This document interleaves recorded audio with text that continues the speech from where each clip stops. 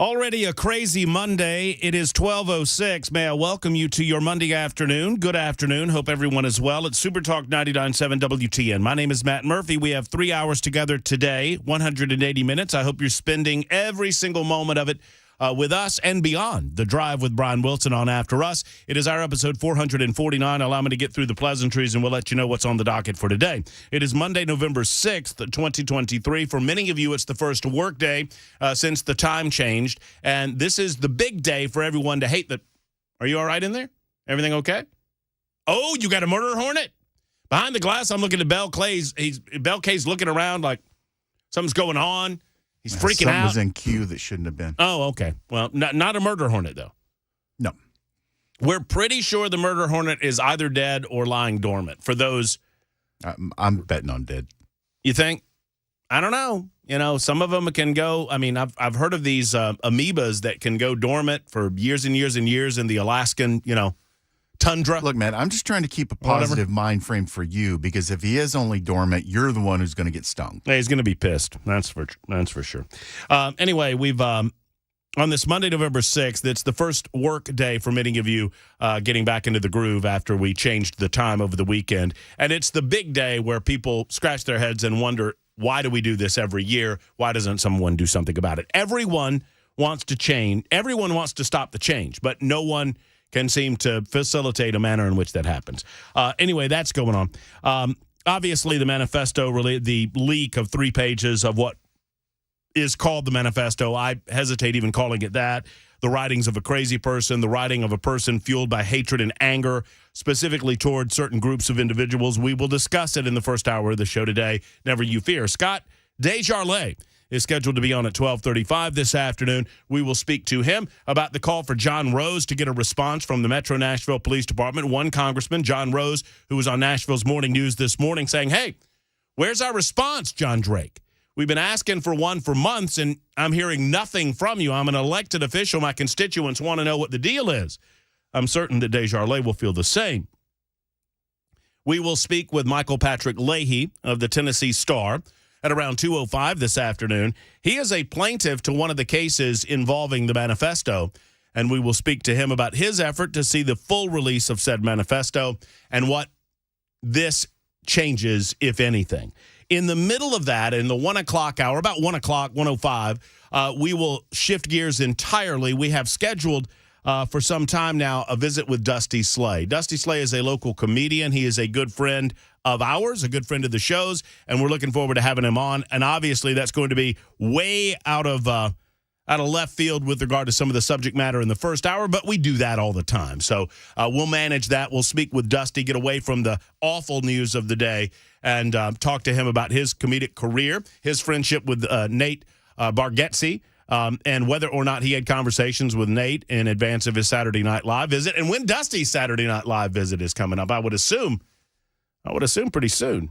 I mean, he's one of the funniest guys around. Local product of Hermitage, and he's just going gangbusters. It's tough to get him in studio, but I've been trying to do that for a while, and he'll be along at 1:05 this afternoon. Your telephone calls all libertarian lunch and all afternoon long, 615-737-9986. If you'd like to be a part of the show, that's the way to do it. We give those numbers often and as quickly as possible, just to keep you on your toes. 615-737-9986. You can also super text the program with those same telephone number. That same telephone number will work, 615-737-9986.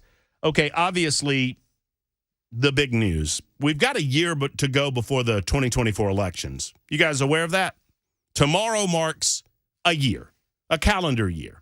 And maybe it's today if you're going by days, 365. But, Election Day happens on Tuesday. So tomorrow we're a year out from the nation's 2024 general election. I have some numbers as to where this is all going. Donald Trump, speaking of Election Day, is in court today.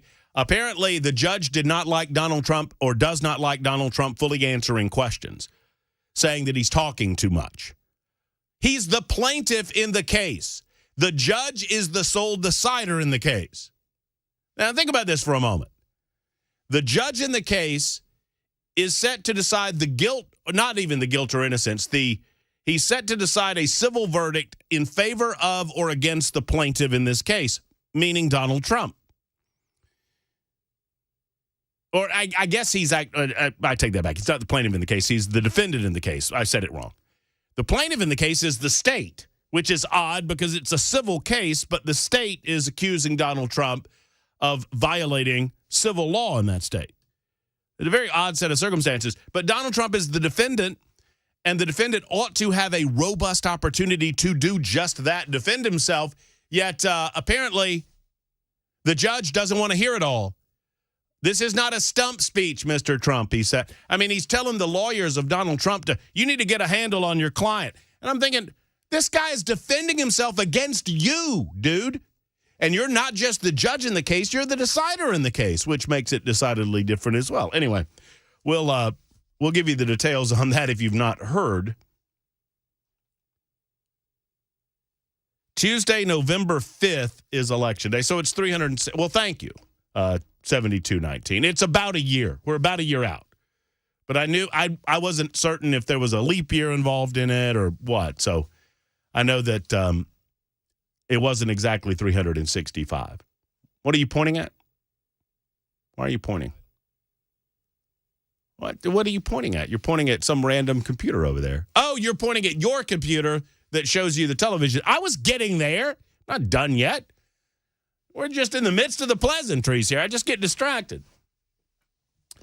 Today's Monday, November 6th, 2023. It's our episode 449 on these proceedings on Supertalk 99.7 WTN. You can find us on the radio, obviously. You can also find us on any internet streaming platform of your choosing. And you can find us on television. Supertalk TV is up and running. Hello to those of you watching. You're not going to see me in this jacket very much longer because it's hot in this studio. Episode 449 on Supertalk TV, YouTube, Facebook, Twitter, Twitch is entitled... Okay, I have to get in the right voice for this. Matt Murphy. Don't touch his stuff! Stop it! Quit! The Libertarian Lunch, noon to 3 p.m. Today's special is meatloaf. I kind of lost my mind before the show, and then I found out it was Chris Hand that did it. You know, I have a set of headphones for me, and I have two sets of headphones in that cubby for guests, for potential guests. Which you are the only host who has the good sense to do that. Well, because I've learned over the years that you don't expect that a radio station will give you guest headphones. Because, you know, why would you? Why would a radio station provide headphones for the guest that the host might have? Why would we do that? Oh, because it's... Never mind. That's why we would do that. I think I just answered my own question. But, so I have two sets of less expensive, like $20 more cheapies, I would call them Sonys, that are in my cubby for the guests. I don't have a key to that cubby. It's our little cubby outside of the studio, right? Where all of the hosts can have a cubby, and many of the producers have one. We don't really have a place to land. Contrary to what you might believe, I know that based on the way we present ourselves on radio, you would think that we would have a palatial green room and all of us would have offices and whatnot with locks on the doors, and that's not true. So anyway, I keep my headphones and my guest headphones in the cubbies, and over my life here at SuperTalk, on several occasions, someone has gotten into the cubby and taken my headphones and used them over the weekend and then put them back or not put them back or whatever. Which using something without the owner's permission is called stealing. And so I put that note up in the cubby. Using something without the permission of the individual that owns it is stealing. Thank you, Matt Murphy. And so today I come in and I can't find my headphones and then I see that my headphones are in the studio. And I thought, well, maybe Mandis used them for Patrick Leahy on Nashville's Morning News. And I fire off an accusatory text to Mandis, and he says, no, I don't know what you're talking about. And then I'm thinking, well, maybe it was the Weekend people or whatever, and turns out it was Chris Hand. And I would not have yelled nearly as loudly, Bell, had I known it was Hand. I'm glad it all happened because it gave me a good title. Well, there you go. All right, your thoughts on, obviously, the subject of the day here in Nashville, the breaking of this the leak of at least 3 pages of what is known as the killer manifesto in the Covenant School shooting. I have long been hesitant to call it a manifesto because I think it gives it too much gravitas, too much weight, but I don't know what else to call it. Sources within the Tennessee General Assembly. So we hear about Steven Crowder and his group breaking the story.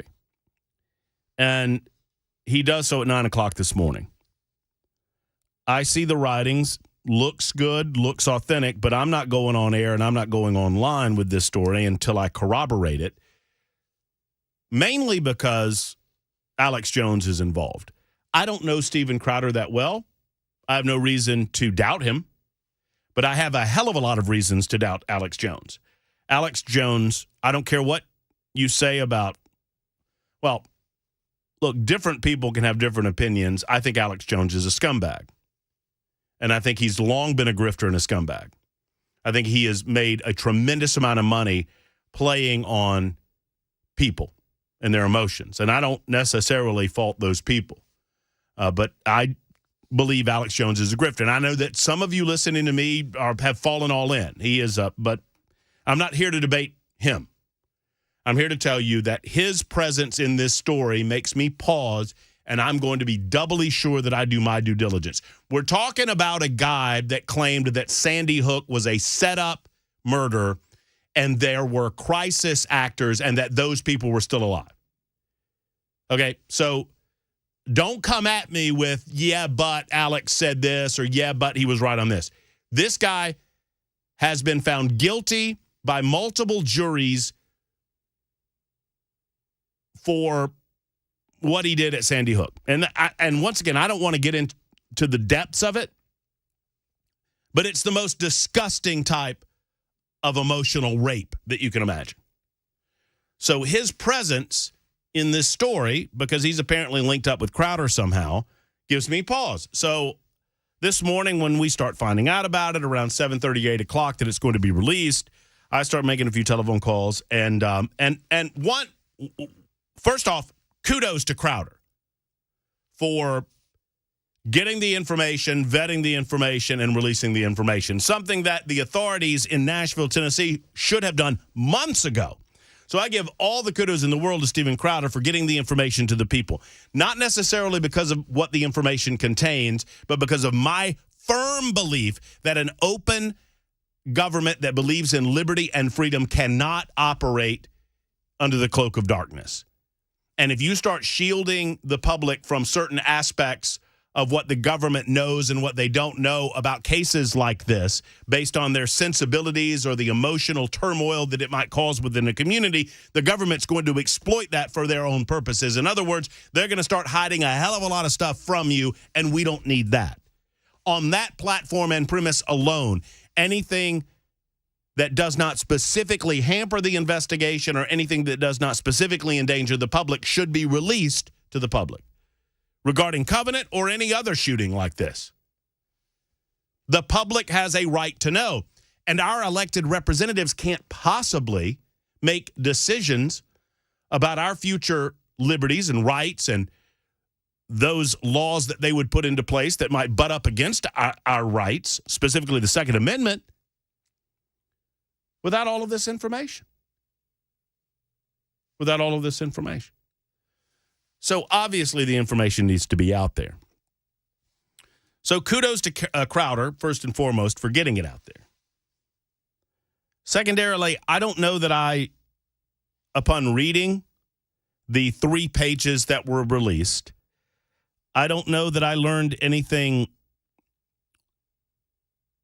new that it confirmed what we believed to be the case, and that is that you're dealing with an individual that is insane, that has hatred in her heart, for a lot of different people, and specifically that hatred has manifested itself against white people of what she considers to be privilege, specifically at a Christian-based school. So this morning, I went about making sure that I would be talking about something that I had verified for myself. I spoke to, and I'm just giving you the background to make sure that you understand that we're not coming off half-cocked at Super Talk 99.7 WTN and taking the word, even if I trusted Crowder, if I knew him better and I trusted him, I'm not going to take him necessarily at his word that this is verified information. You try to, trust but verify, as they say. So I spoke to one individual that I trust implicitly that had laid eyeballs on the material, and that person told me that it was real. I spoke to another person that had not laid eyeballs on the material but had a second-hand relationship with the material, and that individual verified that it matched up with what he knew to be on the manifesto and on several of these pages. Thirdly, outside of those two verifications, it is now 12:22 Central Time. This information has been available to us online for 3 hours. And the Metro Nashville Police Department, the FBI, or the Tennessee Bureau of Investigation, none of those organizations have indicated that this is not real. That in and of itself, while it's a little bit of an odd way to verify something, if you already have verification and then you do not see the authorities that have it in their possession denying that this is in fact real, then that is a strong indication, a follow-up indication that it is verified. So with that out of the way, then you look at the information for what it is. And we'll do that in just a moment, and we'll get your calls on it as well. I'm encouraged that we're learning a little more, although it is a depressing subject, to say the least, considering the level of insanity and the level of hatred and anger that this individual had in her heart for others in our community. It is 12:23. Super Talk 99.7 WTN.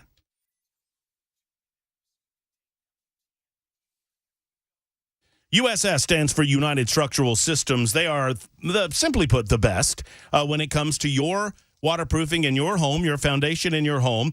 And another subject that I don't talk about quite as much as I talk about the first two, and that is concrete leveling. But I want to focus on that today because I had this done in my home.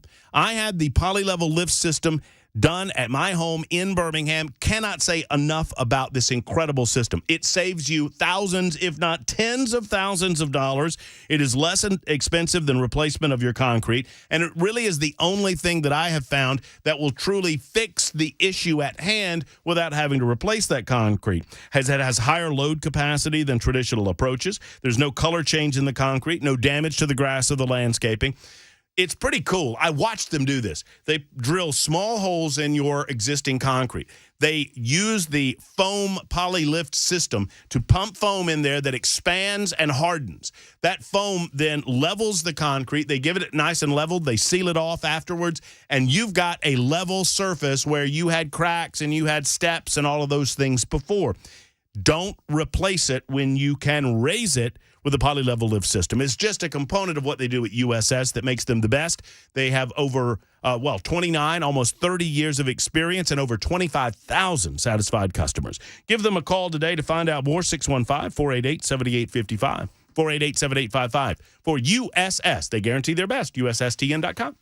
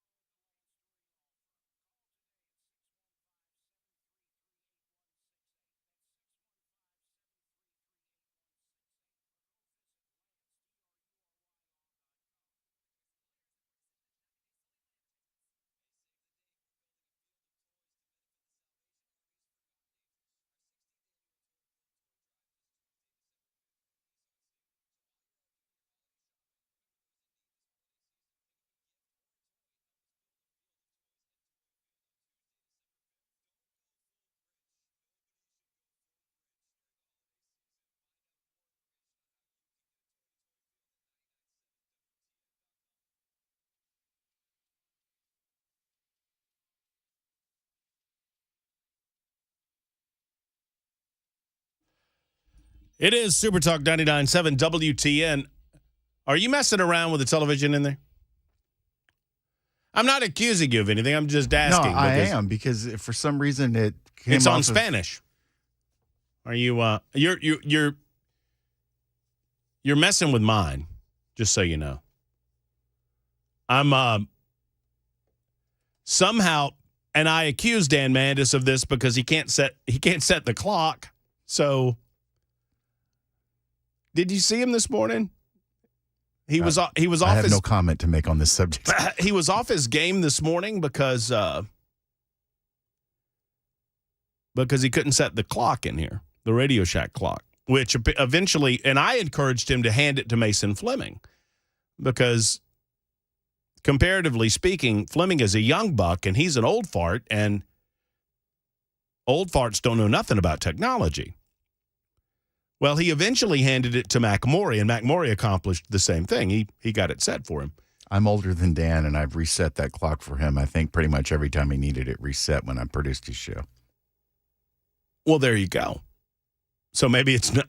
Are you saying it's maybe not an age thing? I don't think it's an age thing. So I have noticed this the last several months, and I've just let it play out. Our monitor here in the studio,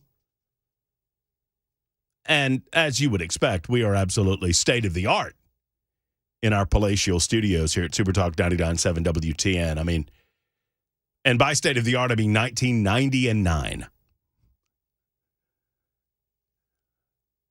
But I've noticed that this television, someone has accidentally put it on Spanish. So, like, all of the instructions, if you're trying to get to a different channel, everything's in Spanish. And I've wondered how long that this would be the case, because I don't speak of the Spanish, so I don't know how to get it off Spanish and back to English. Because the instructions tell you how to do it are in Spanish. That's exactly right. You're kind of screwed. So right now I'm looking at the Espanol. Opciones. I guess this is Spanish. I don't know. It could be something. Configurar las opciones generales de la Gura. I could be cursing right now. I don't know if I am or not. But anyway, there's that. In the meantime,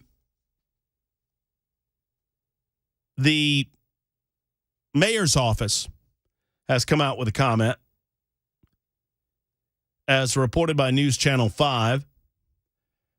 On the heels of Steven Crowder releasing 3 pages of documents that are from the Covenant School shooting, manifesto, quote unquote, Nashville Mayor Freddie O'Connell says he and his office will be looking into the unauthorized release of the 3 images from the documents to discover how they were leaked. I have directed Wally Deitz, Metro Law Director, to initiate an investigation into how these images could have been released, O'Connell stated. That investigation may involve local, state, and federal authorities. I am deeply concerned for the safety, security, and well-being of the Covenant families and all Nashvillians who are grieving. Metro Nashville police authorities say they are aware of the situation, but unaware of the veracity of the documents. News Channel 5 says they're continuing efforts to confirm whether the documents were written by the show. Well, Phil Williams seems to think they were. Maybe News Channel 5, if you're trying to verify whether or not these documents are accurate, which I've done to my satisfaction, which is why I'm talking about it, maybe you need to pick up a phone and call your own investigative reporter, Phil Williams, who said multiple sources have told me the selective leak of 3 pages of the Covenant School shooting manifesto is extremely misleading. People who have read the whole thing say there is something in there for everybody. Quote. Another, she hated everybody. Quote. Well, then that would indicate that Phil Williams is comfortable enough to post to that. He must be comfortable that the 3 pages are actually accurate. I'm certainly comfortable that the 3 pages are accurate. What do they say? We'll get into that in just a moment. And your telephone calls. Mike, you'll be first up. 615-737-9986. We'll do this during the first hour of the Libertarian Lunch. Coming up at 105, Dusty Slay, good friend of the show. He's in town for an event coming up, I think, next week. We'll talk to him about Thanksgiving and many other things. We'll get away from the world of politics for a good 30 minutes or so, starting at 105 with our friend Dusty Slay, and then back into it with Michael Patrick Leahy in the 2 o'clock hour. It's the Murphy Show on Super Talk 99.7 WTN.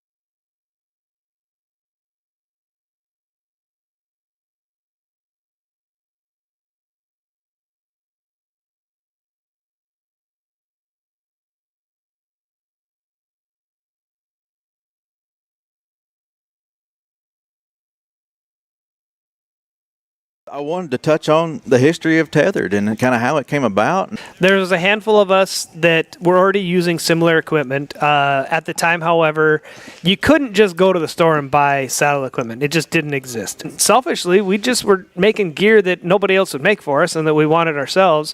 And our goal was just to make enough to break even.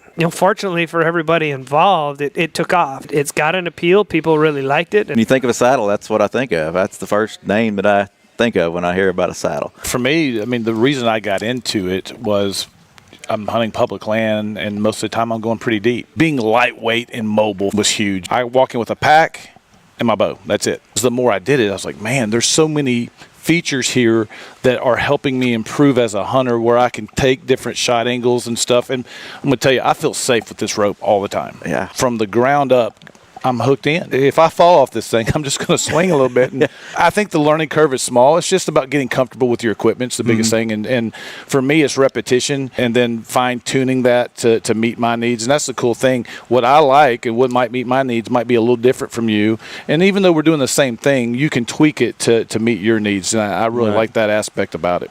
But we've done a really good job of just innovating and creating products that don't exist. You're seeing the growth of the sport. You're seeing the innovation. And you're seeing all of these cool things that we make, and it's because we actually use it.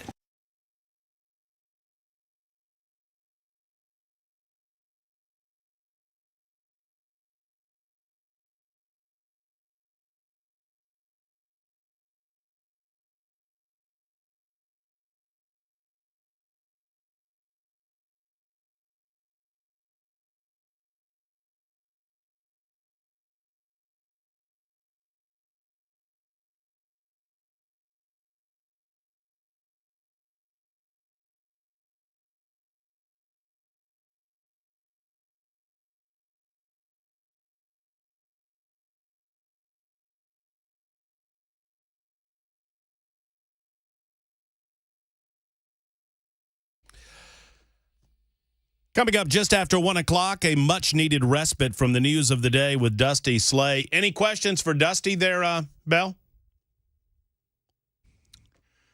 You sprung it on me. I Just, you got 30 minutes. I got to think about it. You got 30 minutes. I'm pretty proud of Dusty, and I'll tell you why. The one thing that I would disagree with you on, he's not a local comedian. He's a national comedian. He's from here, but he's a national comedian. Well, I mean, he's local to our community. I mean, right, but he tours all over the country. Well, I mean, he's from Opelika, for goodness sake, from the trailer park down in Opelika. Is that in the ghetto? Huh? Is that in the ghetto? Yeah, it's pretty much in ghetto. I mean, just about every part of Opelika is in the ghetto. But if you're in the ghetto, if you're in Opelika, like the Opelika trailer, I'll let Dusty explain this because I've never been there, but I can promise you, I lived in a trailer park for a little bit when I was a kid. And as an adult. and as an adult. And well, actually, that was an RV resort. There are different levels of trailer park. Let's just put it that way. And if you're in the Opelika trailer park, as my grandpa used to say, you ain't got a pot to pee in or a window to throw it out of. But from that, if you go and type in, this is a measure of success on any level. If you go to the Google machine, and I know we've got to get to DeJarlais, but you go to the Google machine and you type in Dusty, his name pops up amongst other famous Dusties. And there's only like 6 of them. We'll do the most famous, we'll do, when Dusty comes in, we'll get him to guess who beats him on the list of most famous Dusties. Dusty Springfield. Stop! What about, I just said, he's listening. What about I just said, okay. He's going to guess, don't you understand? Why would you ruin it? All right, the whole point about the trailer park, though. Yeah. Thank you. I just wanted to do that. Thank you. Scott DeJarlais is joining us. He's traveling today. He's heading down Huntsville way, it's my understanding, but he's got a good signal and he's got a lot to say, obviously, about the actions going on in Washington, D.C. and beyond. Scott, thank you for being on with us. Thank you for your time. Happy to be on. Yeah, heading to Huntsville to head to Washington today and continue to work on a Probst bills. But I was going to tell you need to up your game a little bit because Mandus invited me in studio and said I could bring a friend because he got a couple extra headsets. That's good. I like that, Scott. That makes me feel much better about the thievery that goes on around here with regularity. Hey, look, I mean, I hate to tilt to the very serious matter of this Covenant school shooting on the heels of that very fine joke, but I do need to ask you first and foremost, have you heard the information or the news? There was a leak. Why in the world it's taking this long to get relevant information to the general public is beyond me. I understand that there are lawsuits, but your friend and colleague, Congressman John Rose, has called on the Metro Nashville Police Department to respond more rapidly to requests on the part of his office for information. Tell us what you think about this latest development in this tragic situation. Yeah, and honestly, I turned your show on, obviously, just 20 minutes ago and heard you talking about it. I had not heard that they'd released documents until I heard that from you. But the lack of transparency in general that goes on not only locally but nationally is a real problem, and I think it sows the mistrust in the government, local authorities, and national authorities. So I don't understand what they're holding it back for, but we'll see what comes out from all this. Well, yeah, and just to be clear for those just joining us, it was a leak. It was not a release. Okay. Yeah, so there was a source that leaked this information. I verified it on my own. And it really doesn't tell us anything that we all did not speculate on, although it does confirm in our minds that this person was obviously insane. This person had a lot of hatred in their heart. They directed that hatred at their school that they went to for a number of years. But it really doesn't change my analysis of how we handle the situation, right? It's about heads and minds. It's about trying to heal heads and minds as opposed to taking away guns from law-abiding citizens. Does it change the dynamic for you at all? I mean, you've been pretty consistent in all of this, Scott. No, I mean, I think we just saw the same thing in Maine. We have people with mental health problems that are not getting the help they need. In the case of the Maine shooter, they had hard evidence that the guy had issues and even had made threats. And so, we've got to find a way to help these people with problems and identify the people with problems. Speaking of hardened hearts and people with hatred in their hearts, obviously we have a very, very serious situation going on overseas. Our ally, our greatest ally in the Middle East, Israel, is under siege and under attack. The organization Hamas, the governmental entity that controls Gaza, attacked them viciously, killed 1,400 people. You have co-sponsored legislation that would prevent Palestinian refugees from entering the United States of America. And I want to give you a moment to explain why you feel like this is so important. I think I get it. Explain it to Middle Tennessee. Well, Palestinians right now are under Hamas rule in the Gaza Strip. Whether they want to be or not, we don't know. There's certainly probably innocent civilians that are involved, and they're getting an opportunity to leave the Gaza Strip, but Hamas is preventing them. They use them as human shields. They're as bad as the ISIS attacks that we've seen in Syria and Iraq over the years. And so with the wide open southern border, I hate to specify just Palestinians at this point because we don't know who's coming across their southern border. But with the protests that we see going all around the country, going on in D.C. this weekend, thousands and thousands of people protesting. Rashida Tlaib, a member of Congress, basically incited almost a riot inside the Cannon building here a week ago, propagating the false claims that Israel struck the hospital when the evidence was clear that it was not an Israeli missile. So we've got a real hotbed going on, a lot of hatred. Kamala Harris is going around the country preaching against Islamophobia. In the meantime, we're watching with our own eyes what's happened. The terroristic activities, shooting up a music festival, beheading babies. I recently saw a video of Hamas shooting its own citizens that were trying to leave Gaza, blindfolding them, kicking them to a pit, shooting them in the head one after another. Very graphic, violent behavior. And so these are the type of people that know they can simply walk across the southern border, and until we can identify and vet who people are, we need to have laws, really not just in place for Palestinians, but anyone crossing the southern border. Right now, with the heightened awareness and threat that's going on, I think it's extremely important that we vet this particular group that we know has anti-American sentiment and anti-Israel. Well, and Scott, I applaud your effort to do this from a legal perspective, and I know the bill would require the Department of Homeland Security to implement a pause on, quote, all visas, refugee status, and granting of asylum for people who hold a passport by the Palestinian Authority. I am sad to note that it's almost a quaint notion that you would engage in attempting to get this measure passed, considering the porous nature of the southern border. I mean, it's sad that we compare your desire to limit who can come in legally. And I would say to you, how much does that matter, Scott, when the dang southern border is so wide open? All they got to do is walk in, say, I'm an asylum seeker, and the Biden administration just lets them in. Yeah, it's really the travesty of our times. I cannot remember in my lifetime anything so blatant and destructive as what's going on at the southern border. Speaker Mike Johnson is new, but I think his very first act, rather than the bill we passed last week to fund support to Israel, which I supported, and I really supported because we were taking money from the IRS to do it, which drove the Democrats crazy. But the very first act should have been money to secure our own southern border.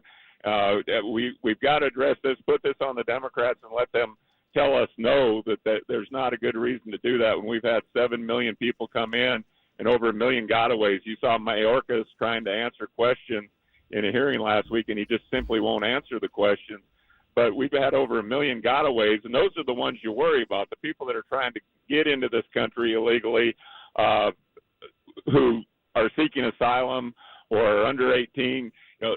That's wrong. They shouldn't be able to do it either. But the ones that are not even trying to do that are the ones that we need to be concerned about. When you see the number of 1 million, 1.5 million gotaways, the likelihood of those being criminals is very high. The likelihood of a terrorist attack happening on our soil eminently is very high, and we should all be very, very afraid of what's going on there. And I cannot believe the Biden administration, Secretary Mayorkas, continue to turn a blind eye when even my Democratic colleagues acknowledge to me what a huge problem this is. Before we get away from it, because I do want to ask you your thoughts on the new Speaker of the House, Mike Johnson, but Congresswoman Rashida Tlaib despite her many controversial comments regarding the Palestinian/Hamas-Israel conflict. She escaped censure last week. I know you voted in favor of it. Marjorie Taylor Greene, I thought, crafted a poorly written censure. And I noted this, and it's sometimes, it's dangerous to get into the weeds in this way. But I can understand why some Republicans would have been hesitant to vote in favor of this, because the language talked about insurrection and all of these types of things.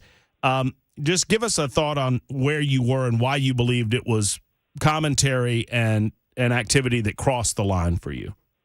Yeah, well, the vote was on a motion to table, and I voted against tabling it so we could have brought it up for a vote. I see. So I think that she should have been censored. I think that it was too broad the way it was written. I mean, it was pretty clear what she did. She ignored the evidence of what happened with the hospital, and she went out in the streets and shouted and fired up people, basically inciting a riot over false information. And I think that that's dangerous. That's what they blame Trump of doing on January 6th, even though he didn't use the language she did. So I think it should have been a tighter censor on Marjorie's part. She should have done it for just exactly what Tlaib did. I think it was a little broader than that. So there were some Republicans that voted to table the motion, and that's why it didn't move forward. But I thought if we moved it forward, we could at least narrow it down and tighten up on what she actually did wrong, because that type of behavior could have been very dangerous when we had 300 people inside the Cannon building having to be arrested and hauled out one by one. That could have turned south in a hurry. Representative Scott DeJarlais is with us this afternoon for a few more moments, talking on his way to Huntsville, getting on a flight there to get back to Washington, D.C. Let me ask you your opinion on our newly elected Speaker, Mike Johnson. And the fact of the matter is, tick-tock, tick-tock, tick-tock, only days before the 45-day window is complete. Every indication that I see, everyone that I speak with, Scott, and I've not talked to you about it, indicates that we're going to expect some sort of short-term CR. A lot of the people that I've spoken with have an expectation that CR will run into January. What say you on the matter of funding the government over the Christmas holidays? Well, it's really interesting that we're even in this predicament. Mike Johnson's a good guy. I've known him, I guess, since he came to Congress in 2018 or whenever it was. He's a solid guy. He's thoughtful. Bottom line is, I still disagree with 8 members of the Republican Party siding with 208 Democrats to get rid of the speaker we had. Any speaker is far from perfect, but we were passing our appropriation bills, and we tried to pass a very conservative CR that had border security, 30% cuts. First CR I'd ever voted for, and it failed because 21 Republicans voted against it because they just wouldn't vote for any CR, which I understand, because that was my philosophy until we had 30% cuts and border security added. So it wasn't really just the CR. And then the next day, they passed the CR that Kevin McCarthy ultimately got ousted for, allegedly. And now, November 17th, that expires. Well, we're doing 2 more appropriation bills this week. We've got a total of 12 to do. I believe we'll get them done. I think the Senate will tell us to go pound sand. They don't care what we have in ours, but we can at least make the argument that this is where the Republican elected House stands on spending. But to answer your question, I think that there's going to have to be a continued resolution. I don't think shutting the government down for a month would save anything. It costs billions of dollars to do that. And when you shut down the government, it's on autopilot to the tune of 85% of the spending. So we're still going into debt during a shutdown. It's just that all the federal workers that get laid off, they ultimately always get paid anyway. So it'd be nice if we could once again attach some type of meaningful border security to the continuing resolution and force the Democrats to say that that's not a good idea. So it looks like it's going to happen, but we're going to continue to do our work and do the best we can against the Biden administration and a Democrat-held Senate to toe the line or hold the line on spending. Finally, Scott, Tuesday, November 5th, 2024 is Election Day. That means we're less than a year out. Do you believe that the contest, I understand people have to go to the polls and vote, but in your mind, on the Republican side of things, do we have our candidate in Donald Trump for president of the United States? Yeah, he's got a tremendous lead. I guess the second place candidates, Nikki Haley and DeSantis, will be on the debate stage again maybe this week. We'll see how the Iowa and New Hampshire primaries go. Sometimes things change after that, but Donald Trump seems to have a commanding lead. I was very encouraged to see the poll that came out yesterday showing him leading in 5 out of 6 of the battleground states over Joe Biden. Now, that didn't factor in independent candidates, but Man, we almost got to the end there. Continues to falter, and so we'll see how it plays out. Scott, thank you so much for your time. Safe travels as you head back to D.C., and do your best up there to spread some conservatism around, will you? I will do that, and you enjoy the comedic hour coming up. I wish I might be able to listen to part of it. Well, come on. We need it more than anything. I mean, Dusty's in the house, and we need some comedy in our lives with everything going on in Washington, D.C. and beyond. Thank you to Representative Scott DeJarlais. He's represented the 4th Congressional District since 2011, and we enjoy having him on the Murphy Show on Super Talk 99.7 WTN. 12:53. Back after this.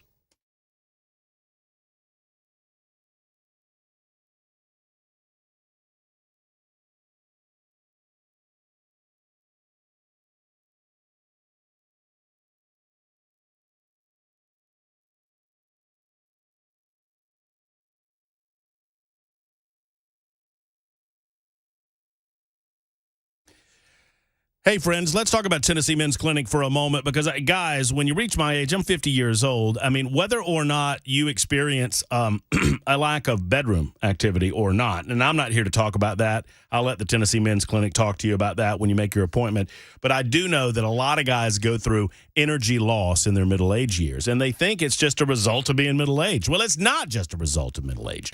You can get better. All you have to do is contact the Tennessee Men's Clinic and see how they can help you because energy levels come in a lot of different you get a lot of different levels in there, but here's a consistent thing. When you lose testosterone levels, when you lose T levels, you're going to lose that energy that you once had, and you can replace it naturally. Ask the Tennessee Men's Clinic about all of that when you make the call that so many others have made. Tennessee Men's Clinic has 2 separate locations. They want to get you back to your energy levels. They'll give you a quick appointment. You'll get results right there in-house on the same day of your appointment to find out what they can do to get you back to verve, vitality, and life again with the Tennessee Men's Clinic. Go to TennesseeMen'sClinic.com. That's TennesseeMen'sClinic.com, or give a call, 615-208-9090. 208-9090 for Tennessee Men's Clinic.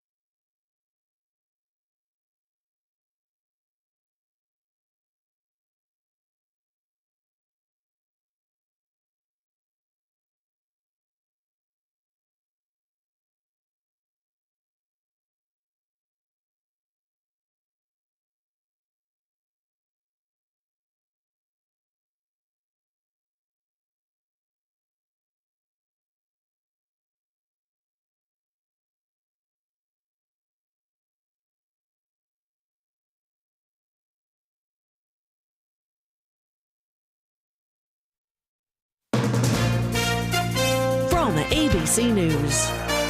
I'm Daria Albinger. Former President Trump is on the witness stand in his civil fraud trial. The judge reminding Mr. Trump he is in court, not at a political rally. Here's ABC's legal contributor, Chana Lloyd. This may be an attempt to get this judge to say something or make a ruling that could later cause for an appellate record, because that's something that can be seen as appealable. So that might be the strategy and what we see, the way he's attacking this judge. The judge has already ruled that there was fraud committed in the Trump organization, but that he must still rule on the monetary payment Mr. Trump could face. The Hamas-run Gaza Health Ministry says at least 10,000 Palestinians are dead as the IDF continues its ground and air assaults on Hamas targets. The United Nations making a larger appeal to get more aid and fuel into Gaza. The United Nations and our partners are launching a $1.2 billion humanitarian appeal to help 2.7 million people. That's the entire population of the Gaza Strip and 500,000 Palestinians in the West Bank, including East Jerusalem. UN Secretary General Antonio Guterres, the father of a July 4th parade shooting suspect, to stand trial in suburban Chicago, starting for assisting in his son's gun license application. Robert Cremo Jr. sponsored his 19-year-old son's application for a gun license, even after a relative had warned that Robert Cremo III had threatened to kill everyone with his collection of knives.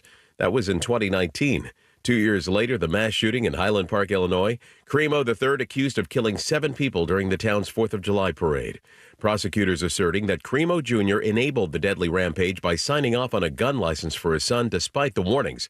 But legal experts say proving a shooter's parents' criminal liability is difficult. Dave Packer, ABC News. You're listening to ABC News.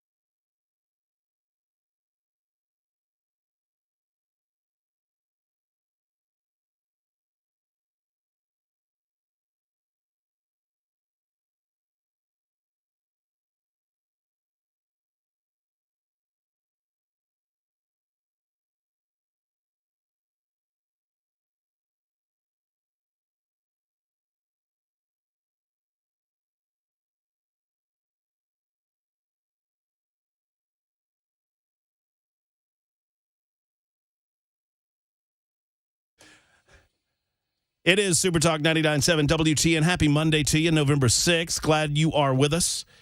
Episode 449 of ours. We're on a variety of different platforms. You can find us, obviously, on the radio on 99.7 FM. You can find us on any of your internet streaming platforms. You can also find us on Super Talk TV, YouTube, Facebook, Twitter, Twitch. The F&M Bank chat line is up and running there. We are aware of the leak that happened earlier today. Stephen Crowder had the leak. We verified it independently of Crowder involving the Covenant School Manifesto. Never you fear. We'll get back into that conversation about an hour from now with Michael Patrick Leahy of the Tennessee Star. He's got a latest development regarding the lawsuit. He is a plaintiff to the lawsuit for the release of the manifesto. We'll do all of that coming up a little bit later on. We had scheduled this visit for some time, and this guy is so busy. I'm just happy to get him in studio anytime we can. He is a Hermitage man.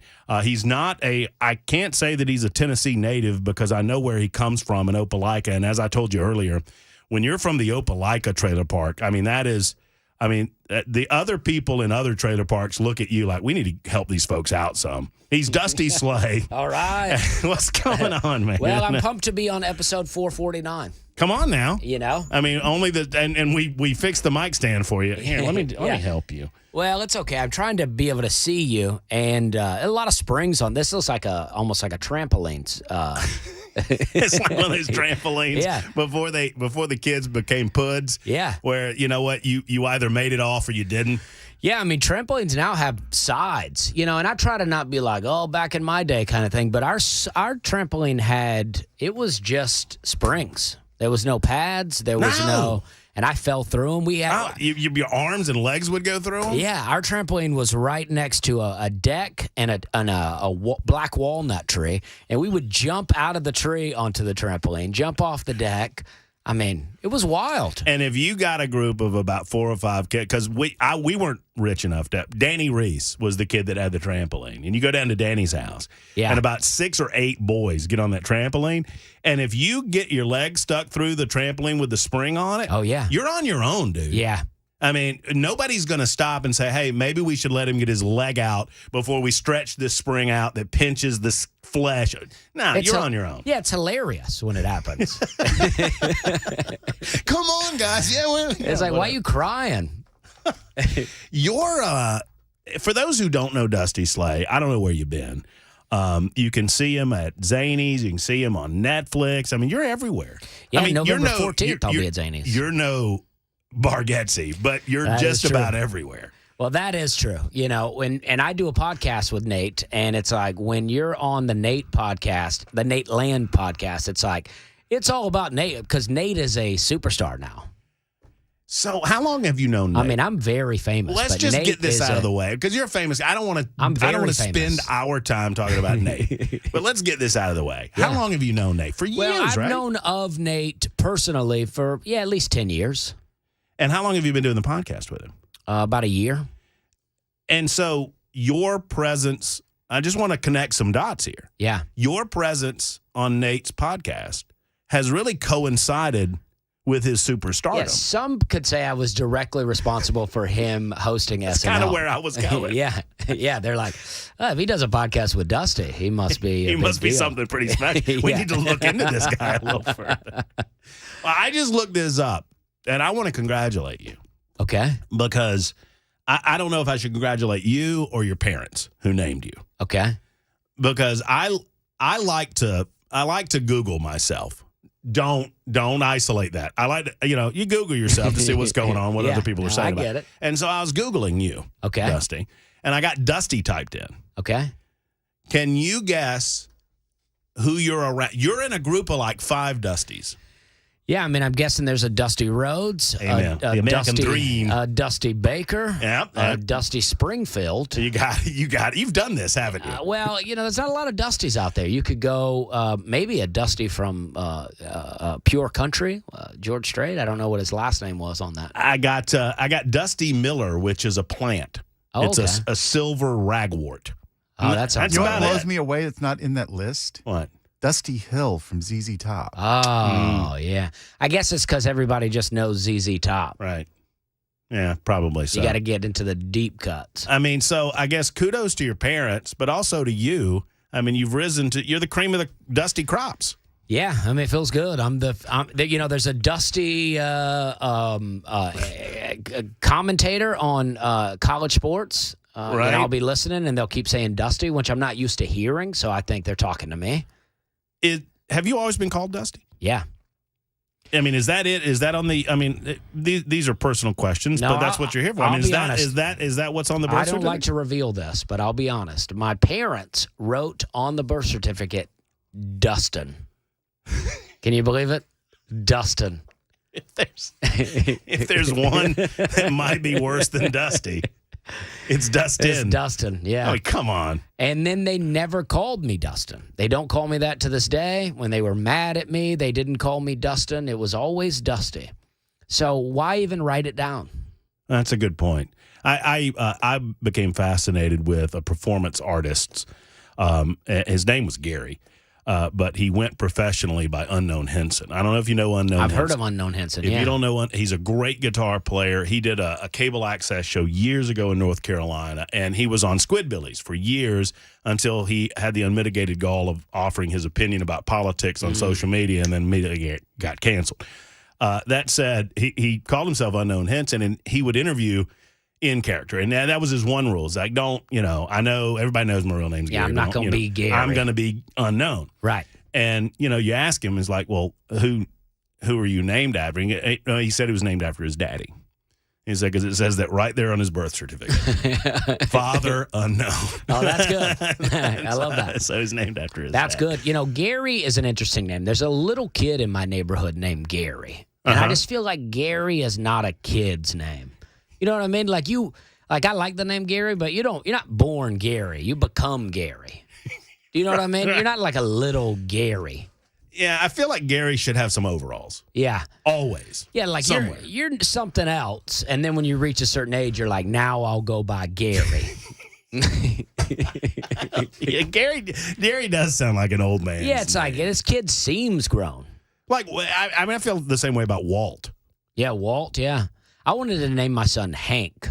We ended up going with Sam, which I like too. But Hank, I felt like that's a solid name. Yeah, Sam, the recent addition to the family. Yes. Yeah. Just this summer. How's Mama and baby doing? She's doing great. She loves it when I leave for a few days. So she has both kids to herself 24/7. It must be harder with 3 kids when you're around. Oh, yeah. Well, yeah. I mean, yeah. No, she... she is a stay-at-home mom, and she holds it down. And so I'm being sarcastic, obviously, but well, I appreciate you because you're so busy, and I just want to up front thank you for taking time to stop by, because I recognize, priorities, we're probably fairly low on the list. You got to feed the family, and that's, you're doing the tour dates, you're doing the podcast, you've got all of this stuff going on. Plus, you got a family at home that doesn't get to see you when you're out and about. So I appreciate you stopping by. Well, I'm pumped to be here. There's nothing more than I like than talking. I love to talk. And this is called Super Talk. And I'm like...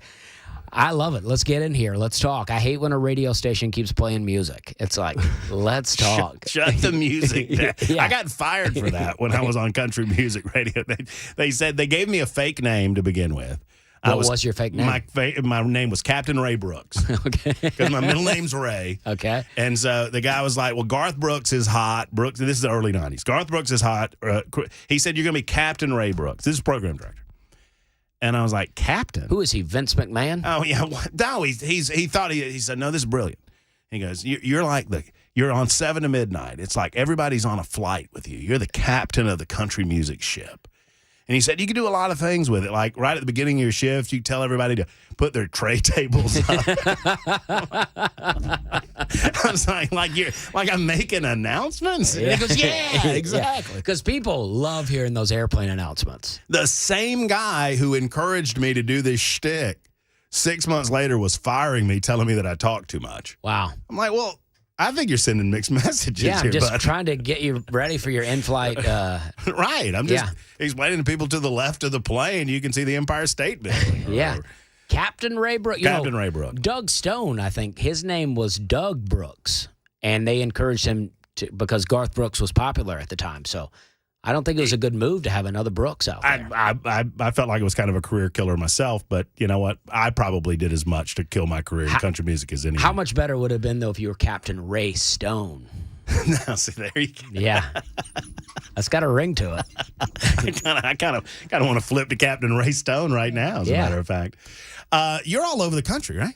I am all over the country. I go all over the place. I just was in, this past week, I was in Chicago, and then I went to Oklahoma City. I like to say what I did this weekend was like a comedy decathlon. I went to Chicago, I did a theater show, and then I judged a roast battle. So that's two different kinds of performances. Mm-hmm. Then I did a corporate gig in Oklahoma City for the Oklahoma Department of Transportation. And that sounds like a hoot. It was not as good as I wanted it to be. And then are those gigs, do they serve alcohol at those gigs? They do, but it's like, and then just for the final decathlon, then I did a club gig on Saturday. So I did 4 different kinds of gigs in one weekend, and it was great. I never did that before. But a corporate gig like that, it's like they're fun. Everybody was very nice to me. It was really great. Some previous guests, some previous speakers they had were Peyton Manning and George W. Bush. So I got out there and I was like, I'm guessing it's not going well anymore. I don't know. I don't know how you go from the former president to me. One of the greatest football players of all time. Yeah. I don't know what's happened. Maybe the roads aren't going well, but there was some senators in the House. There was the Department of the Secretary of Transportation was there. I mean, it was a big deal. But when I do a show, usually a person will come out and do 10 minutes of comedy. Then another person comes out and does 20 minutes of comedy. And then I come out and do an hour. Mm-hmm. So a half hour has already happened of comedy. People are laughing. They're juiced up. They're ready to go. But with a corporate, the lights are bright. Right. You go out. There's no warm up. You just got to walk right out. And they're like, all right, we've been talking about roads for a while. Now you be funny. So they're all lubed up and ready to go. Right? Yeah, it's tough. And it's like a comedy club, if I'm out there, and it's not going well for the first few minutes, I'm like, I'm going to get them. But with a corporate, you're like, I may not. Because like a comedy club, everybody bought tickets to see me. Right. They were excited to see me. Right. You're on the marquee. A corporate gig, they're like, we're at a work thing here. We'd like to get out of here. Could you see him checking the watch? Yeah. And when's this long-haired dude going to wrap it up? Because you kind of look like a guy that's on the road crew, to be honest. Yeah. They're like, how'd the janitor get in here? Isn't that Fred that holds the slow and stop sign? Yeah. I had some road work jokes. And so you're tailoring the set. Well, I have some of those jokes already. That's already in my wheelhouse. Sure. But I thought it would be a real hit with them, but it went okay. Like in South Carolina, they have signs that would say there were signs to not hit the road workers, which I always thought was funny because it's like, we're not allowed to hit anyone, right? There's no need for a sign to be like, don't hit these people. Do you know what I mean? Like if we were allowed to run over people, but they were like, hey, these guys. Not these guys. But in South Carolina, the sign said, they would go, let them work, let them live.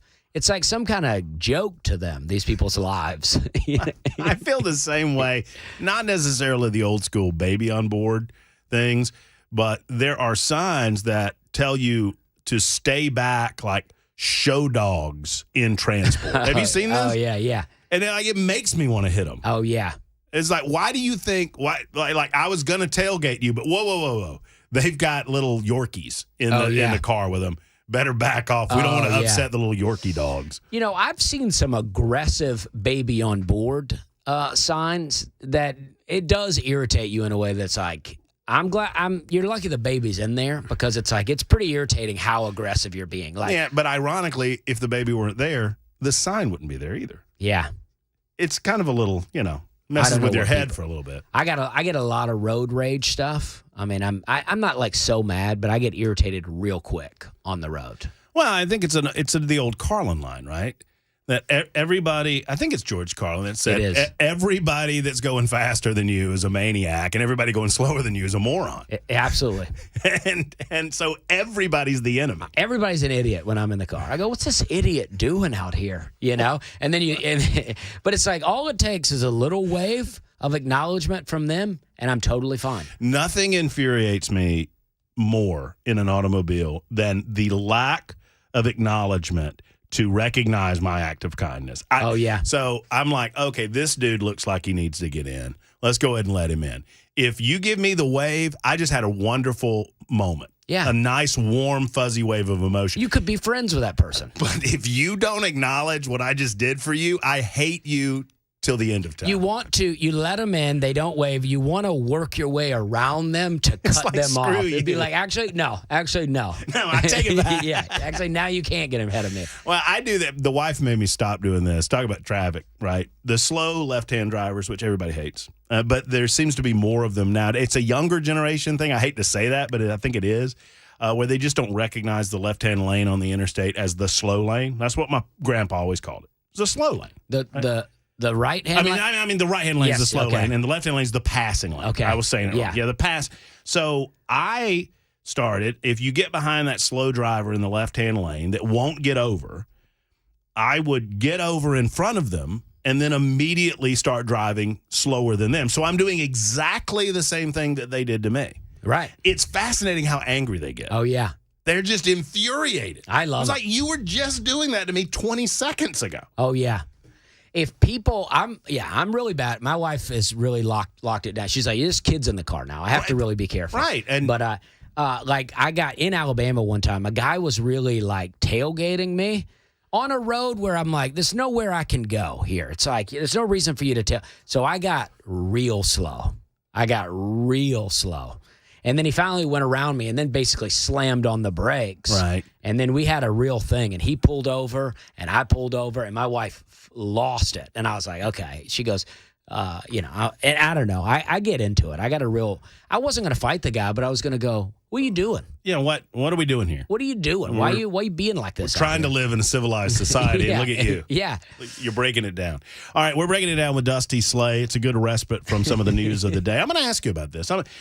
Because we brought this up. When we come back, you just have a wealth of observational comedy, and you don't really get into the rest of the world. And I love that about you because it's like it's a little hour in time where we can just give up allegiances and alliances and all that. We'll talk about that in just a moment. Dusty Slay is with us. It is 22 after the hour on Super Talk.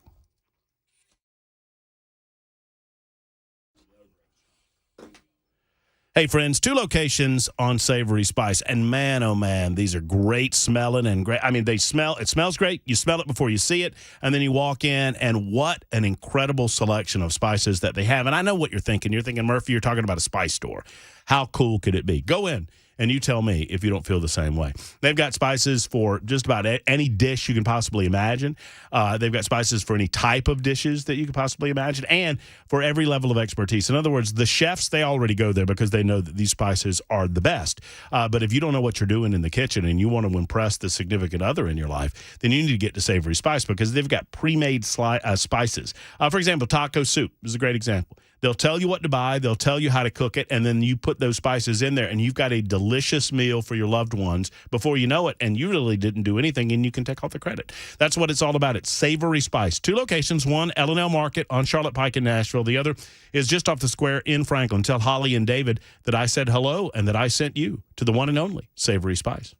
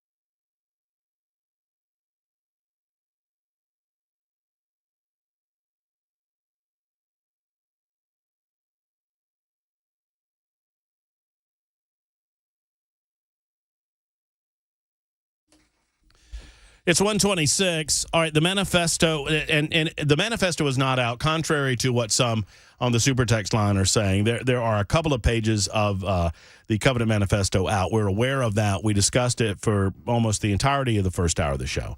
We're going to get back into it in hour number 2. So for those of you waiting on the latest news, there really isn't any more news other than it is out, and we'll discuss it. We had scheduled Dusty Slay in studio with us, and it's just a nice respite from the world today, what's going on in the Middle East and all of that. And that's what you present on stage as well. Wherever you might be, you're kind of that respite from the toils of the world, and I think that's by design. Is that fair? Yeah, that's what I'm all about, right? I say we're having a good time, and I want people to be able to come to the show or listen to my podcast, the We're Having a Good Time podcast, and just take a break from the world. It's like everywhere you turn is politics now. Movies are political, sports is political. Politics is political, right? Everywhere you go. Not this show, pal. Oh, wait. Right. Everywhere you go is politics now. So I'm like, I got a show where you can just, no matter who you are, no matter what you believe, you can just come in and laugh about me. And, I just tell my story on stage, which is, How do you develop new stuff? I mean, is there a technique? Is there a tried and true way to do that, or is it different for every comedian in terms of working new stuff into the? Because I know you got the act, right? You've got the good old stuff down. You're always adding new stuff to it, though. How does that happen?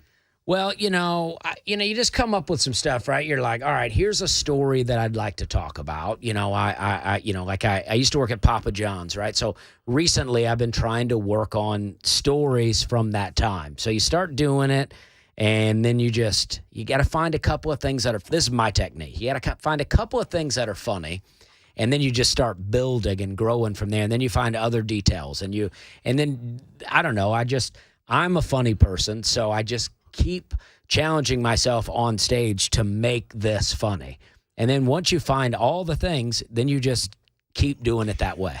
But there's a world of difference, and this is kudos to you and the guys that you're just a funny human being. And I feel the same way about my favorite comedian of all time, Norm Macdonald. I could tell a Norm Macdonald story, and people go, okay, that's cool. Norm Macdonald tells a Norm Macdonald story, and it's the funniest crap you've ever heard of in your life. And you have that same aspect and quality, too. Nate has the same thing. Yeah. I mean, they're both incredible. It's like, but, for me, it's like I was talking about I used to live in this house with a lot of rats in there. I used to live in this house with a lot of rats. And then I started going, and I'm like, and I'm asking the audience, I'm like, you ever killed a rat? You ever been in a situation where you're like living with something and you're like, we both can't live here. And the only way for me to get rid of you is to kill you, right? Because with a rat, you can't be like, hey, you got to go, man.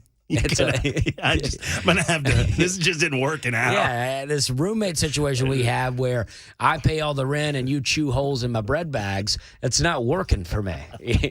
So I have to kill you. And so, but then as I was doing that on stage, I started remembering that my dad used to say this thing where, like, it felt like if you were talking and then he was about to leave the conversation, he'll go, all right, well, I'll let you get back to your rat killing. And I'm like, what is that?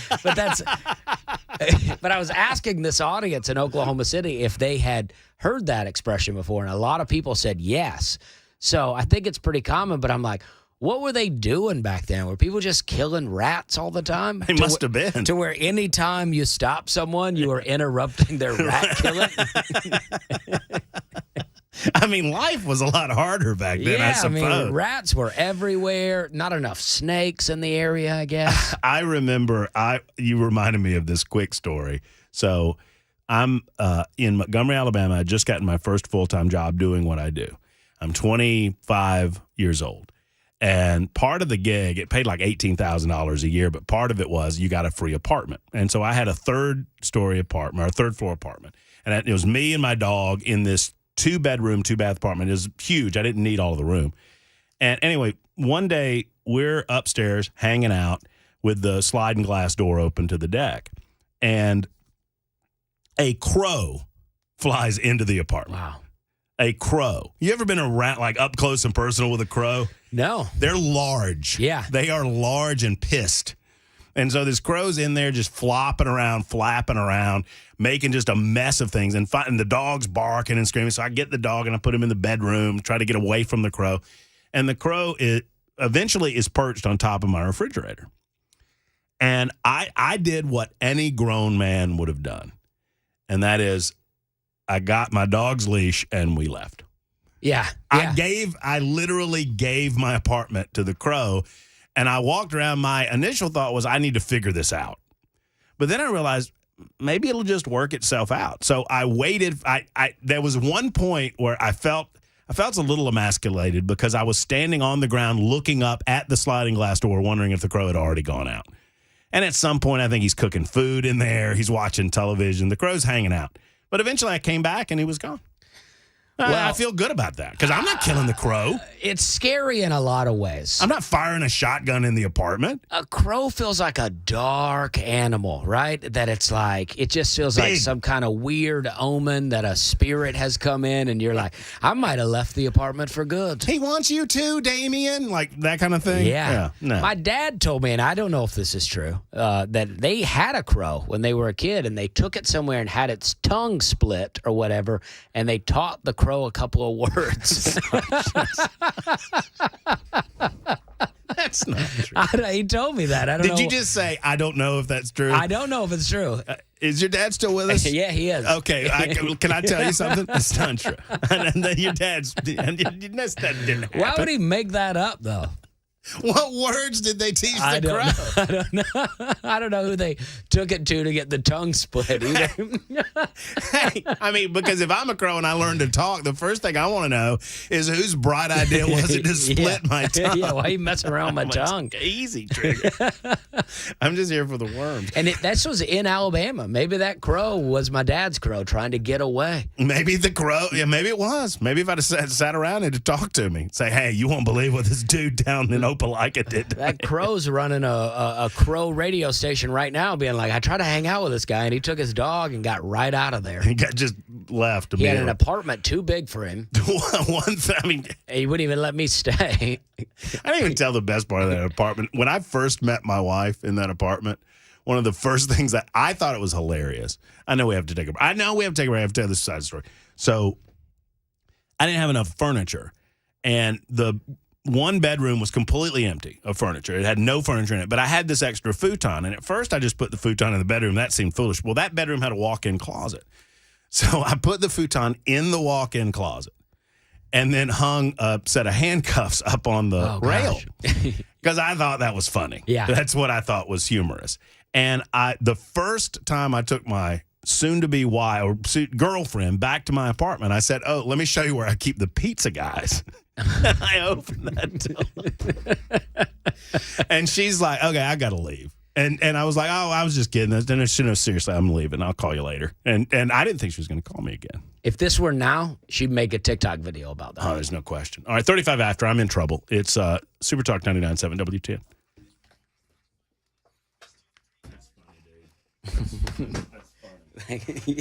See, and that's the thing is that, and people, I don't.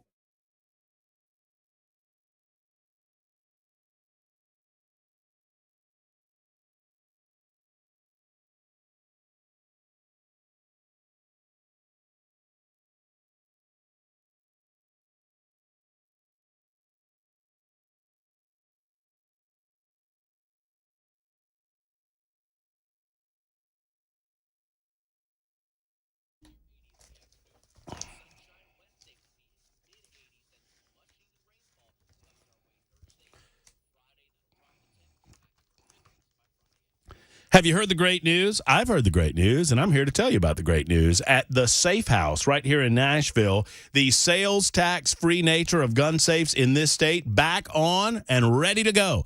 As of November 1, they're telling you that you don't have to pay sales tax on any gun safe that you buy at Nashville Safe House. That's great news, and congratulations to our government officials that saw fit to make that happen for you. It's going to save you hundreds, and along with rebates, you can literally save thousands of dollars on some safes at Nashville Safe House. Mark wants to come out, and he wants to deliver that safe for you with his qualified delivery crew. No crackheads delivering the safe. They know the combination. They get it, and they'll deliver it to you. And, oh, by the way, they charge for that delivery. It's not a lot of money, but they recognize that some people like to combine the pricing and all of that. They tell you what the safe costs, what the delivery cost, and you have all of that information at your fingertips. And they have some great safes for you. I would encourage you to buy a little bit bigger than you think you need, but they have a shape and size for every budget, and they have corporate safes and jewelry safes as well. NashvilleSafehouse.com or 4th Avenue South, right across the street from City Cemetery. Go see Mark and his team at Nashville Safe House.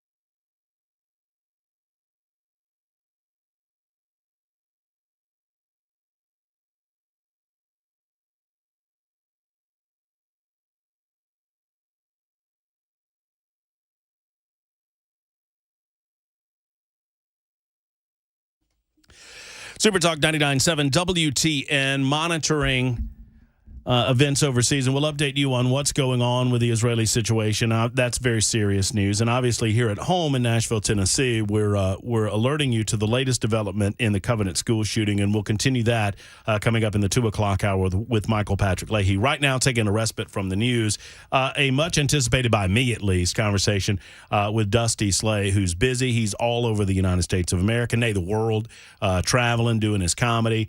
He gets home with a fair amount of regularity, but rare is the case that he gets down to Nashville that we're able to talk to him, and we have that time today, and I'm happy for it. Well, I'm pumped to be here. And look, you and I were just discussing this. Let's just so, I mean, your friend, Nate Bargatze, how long did it take you to know how to pronounce his last name, or do you know now? I don't even know if I know now, to be honest. I say Nate Bargatze, but sometimes I'll hear other people say it, and I go, oh, maybe that's it. Well, see, I've pronounced it 3 different ways during this conversation, so it's all good. So he's probably, my grandpa used to talk about getting the swelled head. He's probably got the swelled head, doesn't he? Well, I don't, he is such a nice guy. He's such a nice, appreciative guy, and I think that's what it takes with all of this stuff. I'm going to do this for you. Pull it to where you want to, I'm going to help you with this. Watch this. All right. Oh, look at that. I think appreciation really is the key to everything, right? You don't get ahead of yourself if you appreciate what you have, you know. And I think he's very appreciative. But along your journey, it's like you. I think on your website, you're like it's a 20-year overnight. You're a 20-year overnight sensation. Oh yeah, something like that. And I think you and Nate are following kind of the same path. That you've been knocking it out. You've been slogging in the clubs for a long time to make this work. It's not like it just happened overnight for you guys. Yeah, but for me at least, I'm like the grind, so to speak, is like I've had a great time the whole time. It's like it's really nice to, as long as you're making progress, it's always great, right? Because you're like, 1 minute you're doing bar shows, you're making no money, then suddenly you're in the clubs and you're still practically making no money, and then you're kind of working your way up. And so each little step, you make a little more money, you get a few more fans, you get a little more prestige, and then, you just keep going up. So, I don't think that I don't know that I'll get where Nate's at, but I don't think I'm so far behind him. When I moved to Nashville in 2014, I went to an open mic the night I moved here at a place called something water cafe. Oh man, now I can't even think of it. It was it's on Vanderbilt campus. Somebody will know. A real dingy type bar. The ceiling was falling in. It's by the Parthenon over there. It's something spring water. Okay. And then Nate was there, and I was like, oh, this is amazing.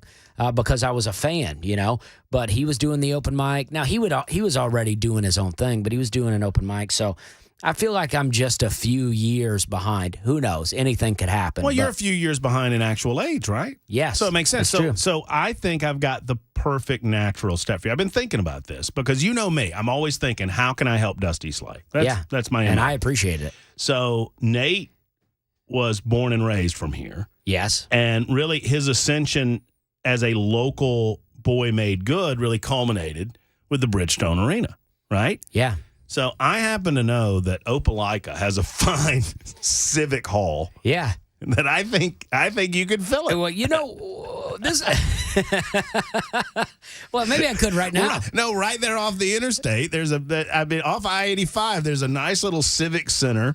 I think that's Opelika. I don't know the Civic Center, but you know what? My Opelika High School, where I went to school, has the Opelika Performing Arts Center, as we called it, the OPAC.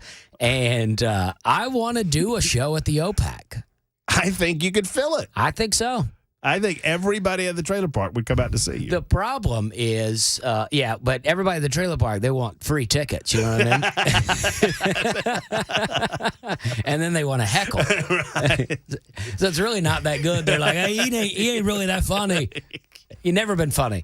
I'm sorry I paid for this. Well, you didn't actually, sir. But I'd love to do. The problem is that, Opelika's smaller than Nashville, right? So if I filled it, it would be, everyone that I know, and it's hard to do comedy for people you know. I want to say, Bell, you see how Dusty's explaining the joke? See, the joke was that Opelika's got 14 people in Nashville, but see, he explained the joke. For those who don't know, Opelika's not that big of a place. They might not know. That Did they let you into Auburn? I mean, they didn't let you over in Auburn. No, I didn't. No, that's where the rich folks live. That's where the college kids were. It is intimidating to go to Auburn. It's like, it's big money over there. I had a few Auburn friends, but they were probably the poorer side of Auburn people. Well, sure. Auburn's got 2 high schools now. Well, there you go. It's like enough said. Yeah. I mean, come on. In Opelika High School, they added a floor, though. It was just 1 story, and now they have a 2nd floor. Why wouldn't you just build a new high school? I don't know. It's completely different. Our high school, we had the main hallway. It's a giant hallway called Main Street in the school. Mm-hmm. And for lunch, they would bring tables into Main Street. We didn't have a lunchroom. We just ate in Main Street. That's redneck engineering. Yeah. At its finest. They would just bring tables out. Just pull the tables and chairs out and we'll be all right. Yeah. That's how we did it. So, I mean, I'm just curious what your friend Bargatze said about the experience on Saturday night. You had the podcast with him last week, right? Yeah, I mean, the Nate Lynn podcast, if you listen to the one from last week, it is all about it. So he goes through the whole thing about it, but it was really great. I mean, it was great to see. I don't watch a lot of SNL, mainly because I'm doing shows, and it's on It's late. on Saturday night. Yeah. I mean, you're busy. And but I was off that week, and it was great. Me and my wife watched it, and it was really fun because I've worked with a lot of SNL people over the years. Sure, but it's different to see someone that you personally know. I mean, you consider Nate a friend, right? Yeah, and he goes. Were you nervous for him? I was nervous for him because I said this to him. It's like, you go out and like I've done the Tonight Show. They're in the same building, and it's live, but not aired live. So if it went horrible, I think there's still potential that they go, we won't air this. There's no need to embarrass you. But for Nate on Saturday Night Live, it airs no matter what, right? So it's like, and then I said, if you go out and it bombs, now everybody just watched you bomb at doing the thing that you do. Now you got to do something that you don't do. Well, and for that room, and I've toured that studio when there was nothing going on, and I would imagine, you tell me, but I would bet the Tonight Show studio is the same way, Late Show, whatever. Those rooms are much smaller than we at home think they are. Is that fair? Yeah, it's pretty small. Yeah. I mean, so if you're not killing it with just about every person, it feels like the laughs aren't that big. Yeah, and there can be other factors. The last Tonight Show I did, I really liked those jokes, and I felt really good about it. But it was still like towards the end of COVID times, so the whole audience was wearing a mask. So even if you're really laughing, you don't hear, yeah. And I'm like, oh no, of course. And then then I burn these jokes on muffled laughter. Do you? I want to circle back to the way that you develop it. Do you, when you are working on something and you throw something in, do you know pretty early on, all right, I need to work this, I need to hone this, or do you know when to throw something away, or do you throw things away? Oh yeah. I mean, well, I don't like to throw it away. I like to put it to the side. I mean, you can tell early on. You do something, and that's the great thing about stand-up. If it is not good, no one laughs. You get immediate feedback. Now, a joke can be different depending on where you put it in the set. I have some jokes that if I opened with them would not do very well. But once I've got the audience into what I'm doing, do it later in the set, it's a big hit. But you can tell pretty quick, all right, this joke needs work. Or sometimes you can get fooled by a joke where it gets a big laugh and you're like, oh, this is great. Immediately it worked. And then you tell it 10 more times and it gets no laughs. And you're still like, but this is funny because it worked that one time. And I say to audiences sometimes, I go, it's weird how I'll have a joke that works really well. And then suddenly everybody that doesn't like that joke comes to one show. Well, and I would think there's the exterior climate. You have to gauge the audience too, right? You have to. Because for me, it's like every joke that doesn't work, well, that's on them. It's just because these idiots don't have any sense of humor. Right, exactly. Oh, well, it's easy to do that, too. People will really do that. They go, this audience is stupid tonight. And it's like, they may be, but you got to find a way to make them laugh, And it's got to be tough if you have an opener and the opener comes back and you're waiting to go on. Like the first guy, that 10-minute guy that you're talking about. Yes, boy, that's a tough audience there, Dusty. Yeah. I mean, and maybe those guys don't do that because they're newer or whatever. And then you go out and you kill it.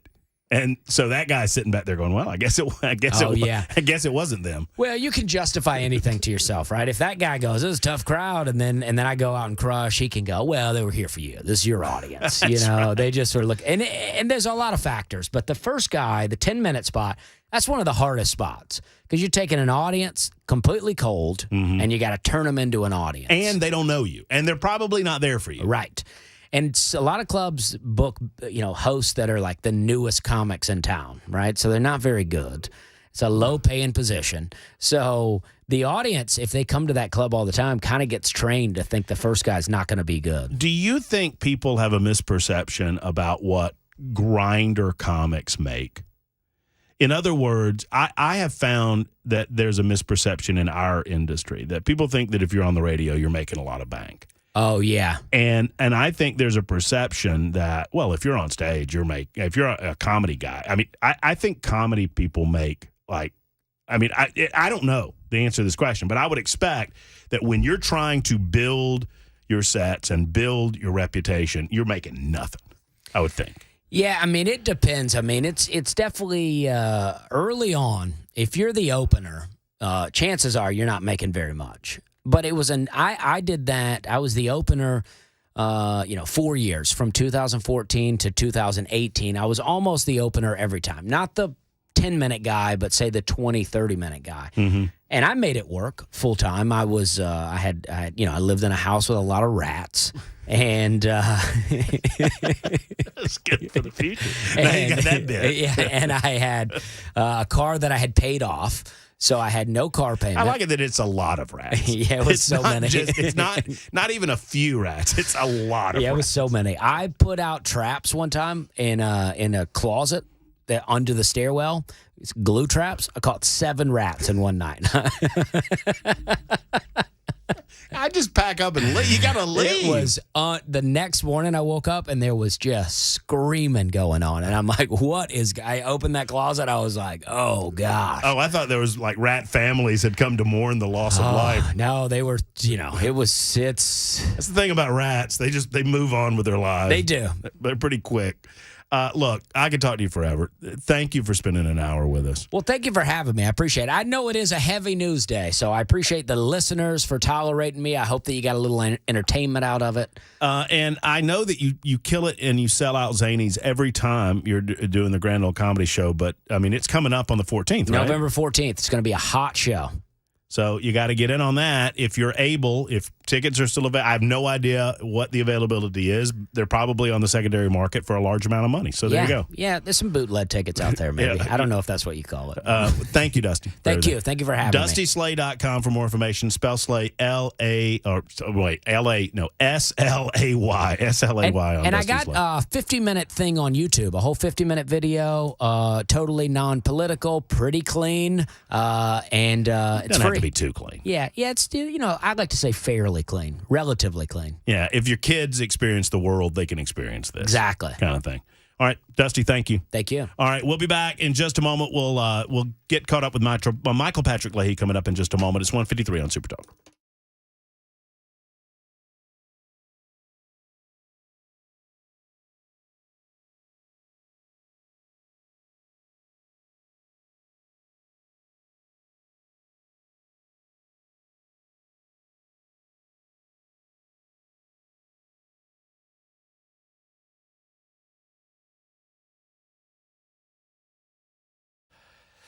I don't understand a lot about heating and air conditioning. Thankfully, I don't have to because I know Jeff Eddy in Efficient Heating and Cooling. It goes a long way to find someone that you can trust in an industry like this. It can be hard to find someone that you trust to tell you what's going on with your large home repairs. It includes heating and cooling. Efficient Heating and Cooling is a small company. They believe in big service and big results. I trust Jeff Eddy and his team to do what is right. They've come to my home. They've done it time and time again, and I trust them in your home to help you out as well. You'll never pay over $125 for a maintenance call. That doesn't matter how many units you have. So you could have 3-4 units in your residence. That's okay. They'll maintenance them all with their maintenance fee of $125, and oftentimes it's much less than that. They're a diamond contractor with Mitsubishi Electric and an Elite Pro partner with Rheem. I invite you to go to efficienthvac.net.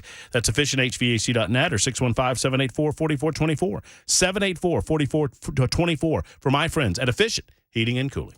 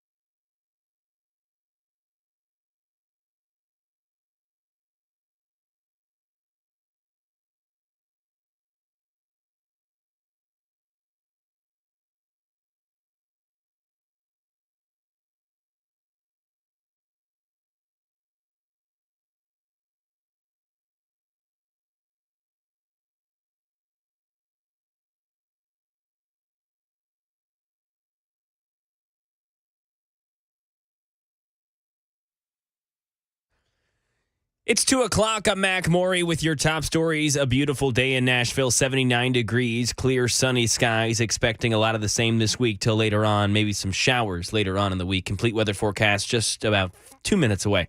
Right now in Nashville, conservative commentator Steven Crowder has posted to social media parts of what he claims is the Covenant school shooter's manifesto. Crowder says that the source that shared these photos with him is from within the Metro Nashville Police Department. Channel 4 says the attorney for the shooter's parents claims he's unable to authenticate what is on these photos of pieces of paper. Nashville Mayor Freddie O'Connell has ordered an investigation from Metro Legal to see how these photos were released. The person who killed 3 9-year-old children and 3 adults that day left behind at least 20 journals, a suicide note, and a memoir. And President Biden today delivered remarks highlighting how his Bidenomics agenda and his Investing in America agenda are addressing longstanding infrastructure needs and announced a massive investment in Amtrak. Karen Travers. President Biden announcing a $16.4 billion investment to rebuild and replace crumbling passenger rail infrastructure between Washington, D.C. and Boston. The president, who rode Amtrak daily to Washington from Delaware for 36 years as a senator, said this will improve travel times for passengers. When I talk about how badly the Northeast Corridor needs upgrades, you don't need to tell me. I've lived it. The president said this is the largest ever investment in Amtrak since its creation. The funding will go toward 25 projects and create more than 100,000 jobs. And that is the latest news. Weather's next. I'm Mac Maury, WTN News.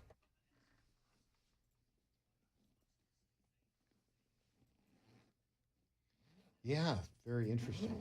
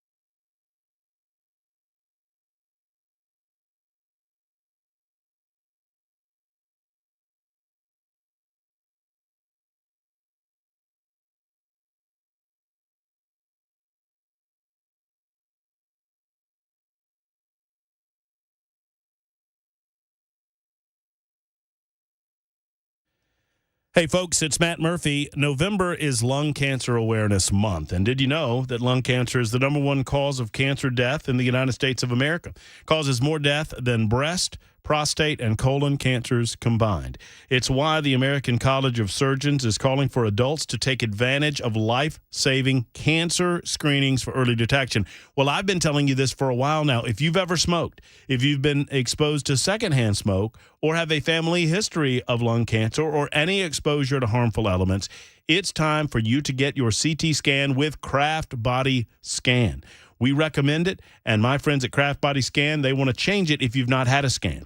For the month of November, Craft Body Scan is offering a couple's heart and lung scan for you and a spouse or a loved one to come in and get scanned for $149. Now, this is for couples, surely, but maybe you have a brother and your brother smoked for years and years, like mine did, and perhaps you want to get them scanned, and you know they won't do it on their own. $149. What is the gift of? The gift of life. Full chest CT scans are normally valued at about $1,300 per person.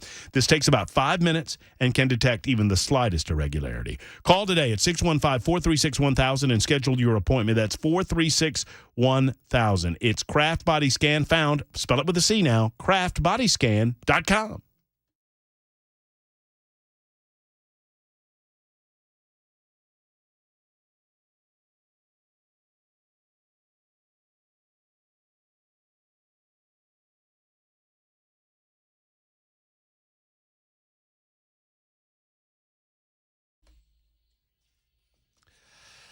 It is 2:06 and a good afternoon. Welcome back. Final hour of the Matt Murphy portion of the broadcast day concludes right at 3 o'clock. We'll hand off to Brian Wilson in the drive at that time. It's our episode 449, and we are so pleased. It was such a wonderful opportunity that I had recently to sit down this past Friday with a man by the name of Michael Patrick Leahy. You know Michael Patrick Leahy from his time on Nashville radio, and of course the Tennessee Star is a must-go-to if you are a conservative, really just someone that wants to know the truth about what's going on in our community and around the world. You're already going to the Tennessee Star. And this morning at 7:35, Michael Patrick Leahy and Dan Mandis announced a brand new partnership with Supertalk 99.7, WTN, and the Tennessee Star. We could not be more pleased to be partners with an organization as wonderful as yours. Michael Patrick Leahy joins us in studio. Hello, sir. Matt, thanks so much. And what a day to launch a news partnership, because there has been breaking news since 7:35, all day long, 8 o'clock, all day long, with regards to the release of the Covenant Killer Manifesto. 3 images from it by Stephen Crowder. We have a story at the Tennessee Star. We've confirmed with sources that the documents leaked by Crowder are authentic Covenant Killer writings.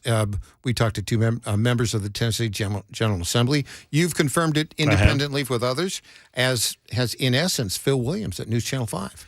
Well, I want to talk about Phil in a moment, but let's talk about your organization's participation in getting the information out to the general public, more than just to these 3 pages. And kudos to Crowder and however he managed to get this, because it's all about getting information to the public and the public's right to know what the government knows and what evil existed among us. You and the Tennessee Star have been efforting to get this information made public virtually from the beginning. And I want to kind of start there, why you felt like it was so important that these writings from this killer, we know who committed these atrocities.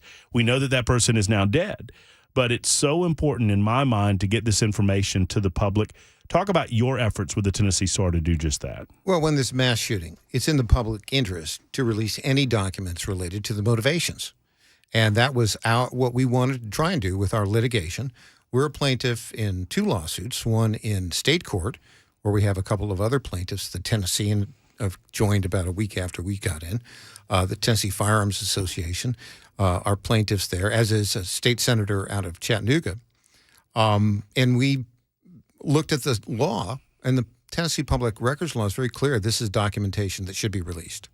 It's no question about it. It's been tied up in court. Multiple parties are trying to intervene. That's in the state court. Then about a week later, we filed a lawsuit in a federal court to get the FBI to release it. We're represented by different groups there. And both cases have just been languishing for a long time. And then all of a sudden, today, this morning, Stephen Crowder releases what he purports to be 3 pages, 3 images from the Covenant Killers Manifesto. And Metro Nashville Police Department first said they have no idea what it's about. Now they're backtracking a little bit. Supposedly, momentarily, Matt, they're going to release a statement to either authenticate or not. We feel pretty strongly from our sources, and you have your own independent sources, individuals who have been allowed to read the manifesto, in our case, and who have confirmed these documents released today by Steven Crowder are authentic according to those sources. Well, and I did my own sleuthing this morning as you were doing yours, and I spoke to two individuals. One of them had seen the actual documents. He compared his memory of what he had seen with the documents presented by Crowder, and he confirmed to me these are the same. And he was looking at the actual documentation. The other, we got a secondary confirmation. So I felt comfortable with it, and I feel even more emboldened that this is the real deal, considering that you did your due diligence independent of me. All of us come together and say, okay, everyone is saying the same thing, pointing in the right direction. I would say this, too, that the fact that Metro Nashville Police and other agencies did not immediately denounce the documents as false indicates strongly to me the veracity of the documents themselves. I would think that they would come out very quickly if they were not the real deal and say so. We'll see. They promise a statement to be released momentarily about the authenticity of these three images. Now, that's all we have is those three images that Steven Crowder obtained. He has some sleuthing reporters who apparently had sources. Michael Patrick Leahy with us. Why do you feel the entities involved, Metro Nashville Police, FBI, TBI, have been so loath? I understand not wanting to release tactics. You've talked about this on your previous radio show and in the Tennessee Star. I understand not wanting to give opportunity to copycats and the like. But much of the information that we've seen today is nothing of the sort. It gives us a glimpse into the evil mindset of the killer. Why do you feel like the entities that we're discussing have been so loath to get this information to the public? You know, that's a mystery, isn't it? Because it would seem to me that they would want this information released as well. The law is very clear on it. The parents have been very, very active. Many of the parents, the Covenant Church, they don't want it released. Now, they believe it would be hurtful to them, but that is an emotional reaction. It is not based on any statute, Matt, not at all. So even Phil Williams today, when he in essence said, these three documents that were released are selective, they don't tell the entire story, and subsequently Phil Williams from News Channel 5 said, you should release the whole thing. I agree with Phil Williams on that. Release the whole thing. Well, and it says something that you have such different entities from different backgrounds, the Tennessee Star, the Tennessean itself, News Channel 5. You have a lot of people that are coming at this from very, very different perspectives that are saying very similar things. I don't know of a single soul in the state of Tennessee or really the United States of America that does not grieve, any sane person that does not grieve for the Covenant families. But grief and wanting to protect them for any further damage or further harm is a very different thing than shielding this information from the public view. And you've been very clear on that from the beginning. The reason that it's in the public interest to release these documents is to understand the motivation of the killer, see what might have influenced the killer. Was there any treatment the killer was undergoing at the time? We don't know that, but we'd like to see all of the documents, all of the statements, and then this will be helpful to law enforcement to prevent these kinds of things from happening in the future. That's the motivation for it. But it's also, Matt, and this is key to understand, it is consistent with Tennessee statute. Mm-hmm. It's consistent with statutes of the United States of America at the national federal level to release these documents. And the arguments against it are largely emotional and not based on law. How does this change your lawsuit? That's a great question. In fact, breaking a little bit of news here today. So we have a federal lawsuit where we're represented by the Wisconsin Institute of Law and Liberty. That's in the Middle Tennessee court right now, federal district court. Judge Trauger is considering it. We've had a motion for summary judgment before her since late July. And, we're November now, and she's not ruled on it. Mm-hmm. But I talked with our attorney at Dan Lennington at the Wisconsin Institute of Law and Liberty, and he said, look, we think this is probably significant. We are preparing documentation to submit to the court that would say, look, this is already out. We think it's in the public interest to release the entire thing. So that's what's going on in the state case, in the federal case. The state case, there are more plaintiffs involved, but I think it's a similar argument. 3 documents are out. It does nothing to serve the public interest to withhold the others when perhaps you don't have a full picture with just those 3 documents. I mean, and far be it from me to be the guy to give Phil Williams the benefit of the doubt, but let's give him the benefit of the doubt that his spirit is in the right place. Well, if that's the case, if he has spoken to people who genuinely feel like the full picture is not being told, well, there's a way to tell the full picture, and that is to release the information, redact what you need to redact to protect individuals or whatnot, but give the information to the general public and to the media and allow us to draw our own conclusions. I think this is going to move fairly rapidly now that these 3 have been released. The first question is, are they authentic? We're going to hear something from Metro Nashville Police Department today. They've been very reluctant to comment on it. Tennessee Bureau of Investigation, contacted today by Breitbart, no comment on it. But I think they're going to have to put something out. They're either going to have to confirm or deny.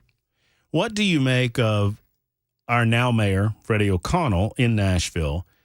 His one comment that I've seen on this matter involves getting to the bottom of who leaked or who released the information. It seems their focus is not on the information presented and how we can better prevent another tragedy like this in our community and our state, but his focus was on, we're going to get to the bottom of this, and I've directed my staff to go after the leaker and to find who leaked this. What's your thought on that? I think Mayor O'Connell, who I've interviewed many times, sounds very, he's going to love this, sounds very Nixonian in that statement. Who's the leaker? Who's the leaker? That's the wrong question to ask. Should we release this document? I'd asked him that many times, and he gave me a wavering kind of answer. He kind of, tries to place both sides against the middle. You hear in his statement, he talks about emotion, feelings of the families, which we certainly understand that they feel very strongly about it. But the law, the statutes are clear. These documents, the release of these documents are in the public interest. There is no question about that. And what's happening in the legal system right now is various parties are running interference to delay the release of the documents. Those documents will ultimately be released.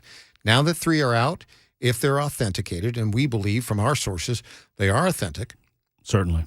Go ahead and release them and stop all of this aggravation that everybody's involved in. Now, for those of us who have consumed what's on the pages that we've seen, working off the assumption, and I believe it true, because of the individuals that I've trusted, that I've spoken with about the matter, and I trust people who have also talked. I mean, it's one thing to talk to people who had direct knowledge of the information, and they say, yes, this is the real deal.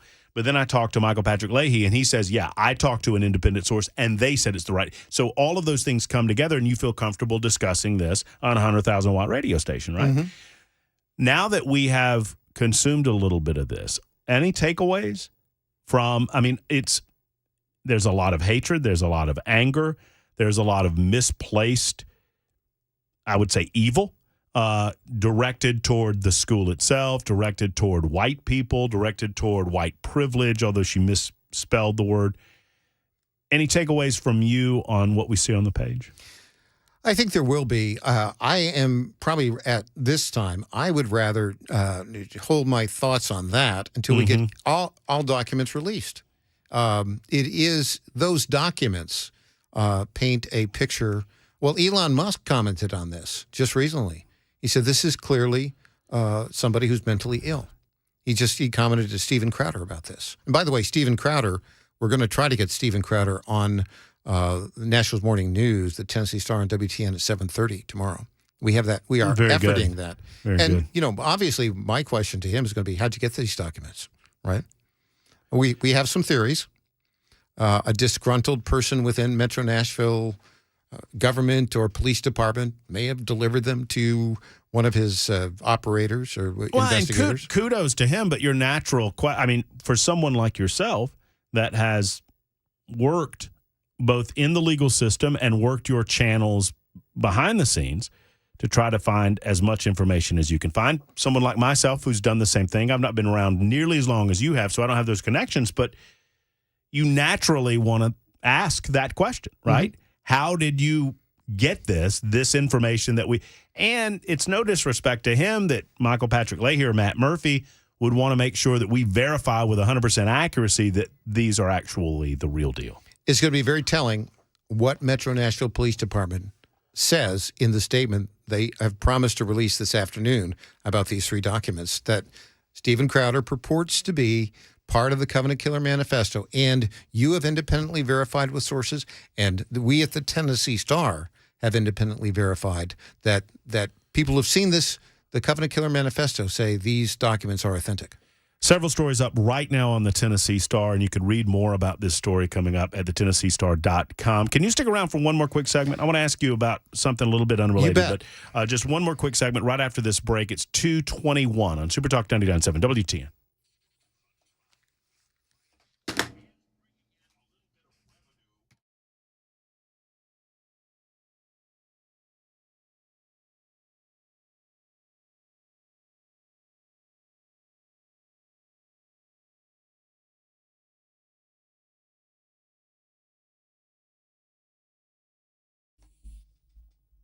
So I sat down with Ronnie at Brentwood Hearing Center about a year ago.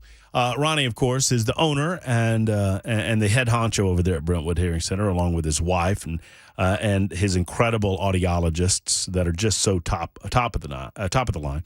And I talked to Ronnie for about 20 minutes about hearing technology and device technology and how advanced it has become over the last several decades. And it was at that time that Ronnie pulls from his ear a hearing device.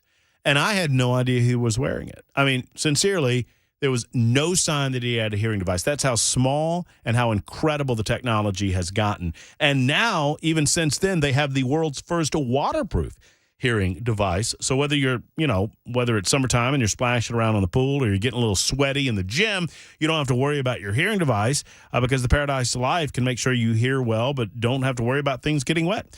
This is the type of technology that we're talking about, and most people wait way too long before they do something about hearing loss. Don't be that person.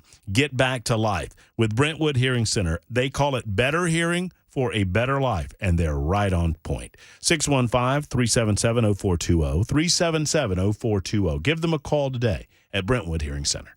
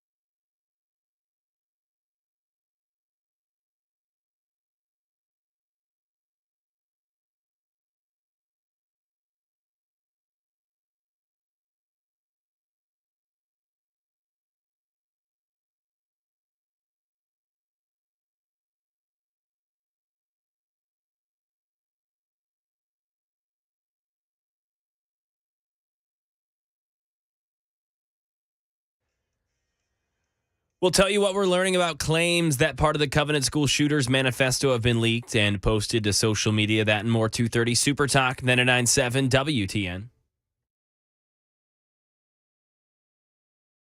Super Talk 99.7 WTN, Matt Murphy and you. Speaking with Michael Patrick Leahy during the break about developments today. Obviously, the big news, the leak of 3 pages of manifesto. As you read it, as you look at it, it is a difficult read because you can feel the evil, you can feel the anger, you can feel the hatred, and you know what the outcome of all of that anger and hatred eventually was. And that was the death of 6 innocent people, including 3 children, at the Covenant School last spring. Discussing that with Michael Patrick Leahy. But while I have you here, Michael Patrick, I wanted to also congratulate the Tennessee Star in their coverage from a local perspective over some of the pro-Palestinian, and I kind of put those in quotes because I'm not really sure what that means anymore, pro-Palestinian protests that have been happening locally, to include Centennial Park over the last weekend. I think they've had a protest every weekend since 4 total. Just give me your the overview on what your reporters on the ground have seen, and does this move from it feels to me that it's more pro-Gaza and pro-Hamas than anything. I don't know that you can separate the two. I understand that there are sensitive people that emotionally look at some of the death that's going on there, and their heart goes out to some in the Palestinian community. But at the same time, if you examine the situation, you know who is to blame, and it's squarely at the feet of Hamas. Your thoughts?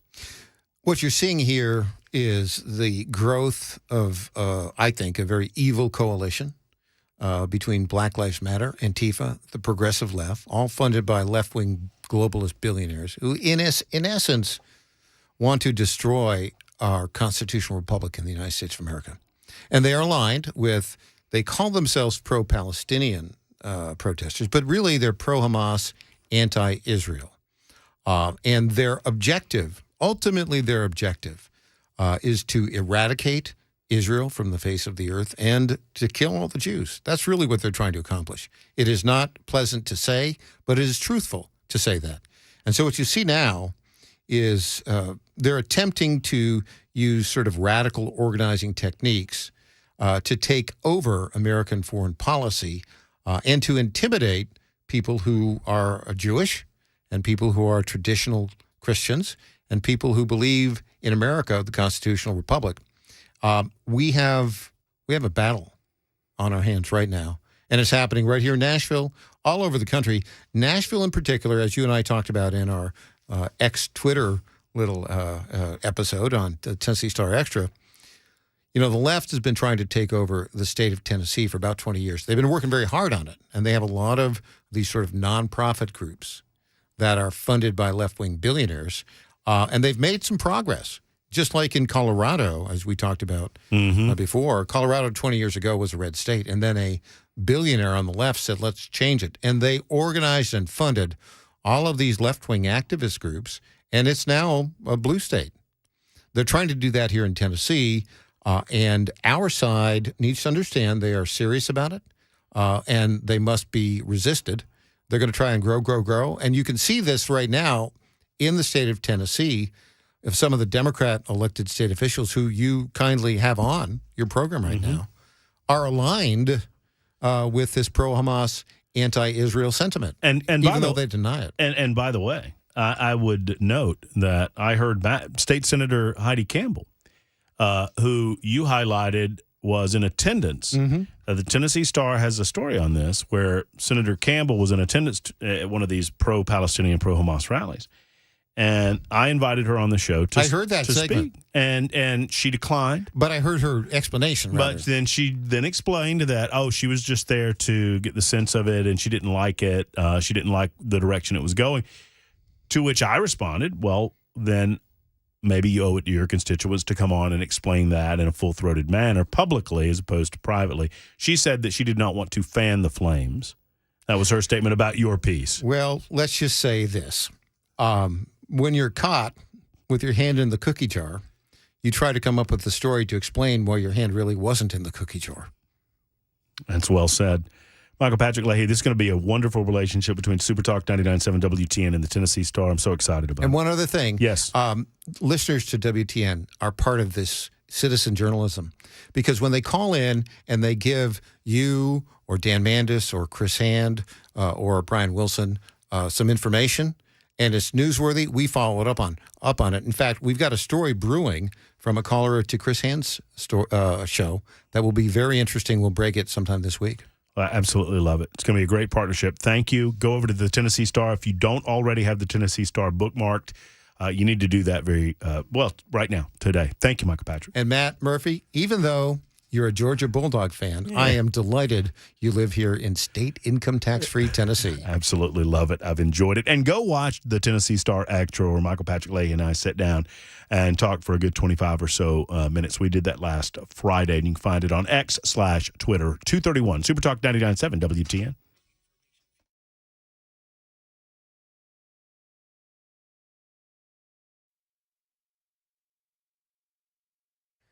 .231, I'm Mac Maury with your top stories. 78 degrees in Nashville. Full weather forecast in 2 minutes. Right now on social media, conservative commentator Steven Crowder claims parts of the Covenant school shooters manifesto have been leaked. Crowder posted 3 photos of the writings and notebooks showing hatred for white people, but none of these photos have been officially verified. Nashville Mayor Freddie O'Connell has made a statement saying they're launching an investigation into finding out who released these images. Quote, I'm deeply concerned with the safety, security, and well-being of the Covenant families and all Nashvillians who are grieving, end quote. Metro Police intend to release a statement on the matter. Channel 4 says it has reached out to attorney for the shooter's parents, David Rabin, who says he could not confirm the legitimacy of the writings. He says they've never seen a manifesto at any time and are not in a position to authenticate these pieces of paper. Rabin goes on to say they have absolutely not released anything, but certainly did not release this. Several media outlets, including the Tennessee Star, are battling in court for the release of the materials to the public. And for now, Tennessee's Court of Appeals is deciding whether the parents of the victims can seek to veto the release of police records forever. And tensions in the New York City courtroom today, where former President Donald Trump is testifying in a civil fraud trial involving the Trump Organization, in which he's charged with fraudulently representing the value of his real estate portfolio. Trump was verbally attacking the judge and speaking out of turn, leading to the judge to raise his voice and ask Trump's lawyers to, quote, control their client. Here's Trump's lawyer, Alina Habba, outside the courthouse after a portion of today's testimony. You have a right to hire a lawyer who can put objections on the record. You have a right to hire a lawyer who can stand up and say something when they see something wrong. But I was told to sit down today. I was yelled at, and I've had a judge who is unhinged slamming a table. Let me be very clear. I don't tolerate that in my life. I'm not going to tolerate it here. And she went on to say that this judge has already predetermined that her client committed fraud before even walking into that courtroom. That is the latest news. Weather's next. I'm Mac Maury, WTN News.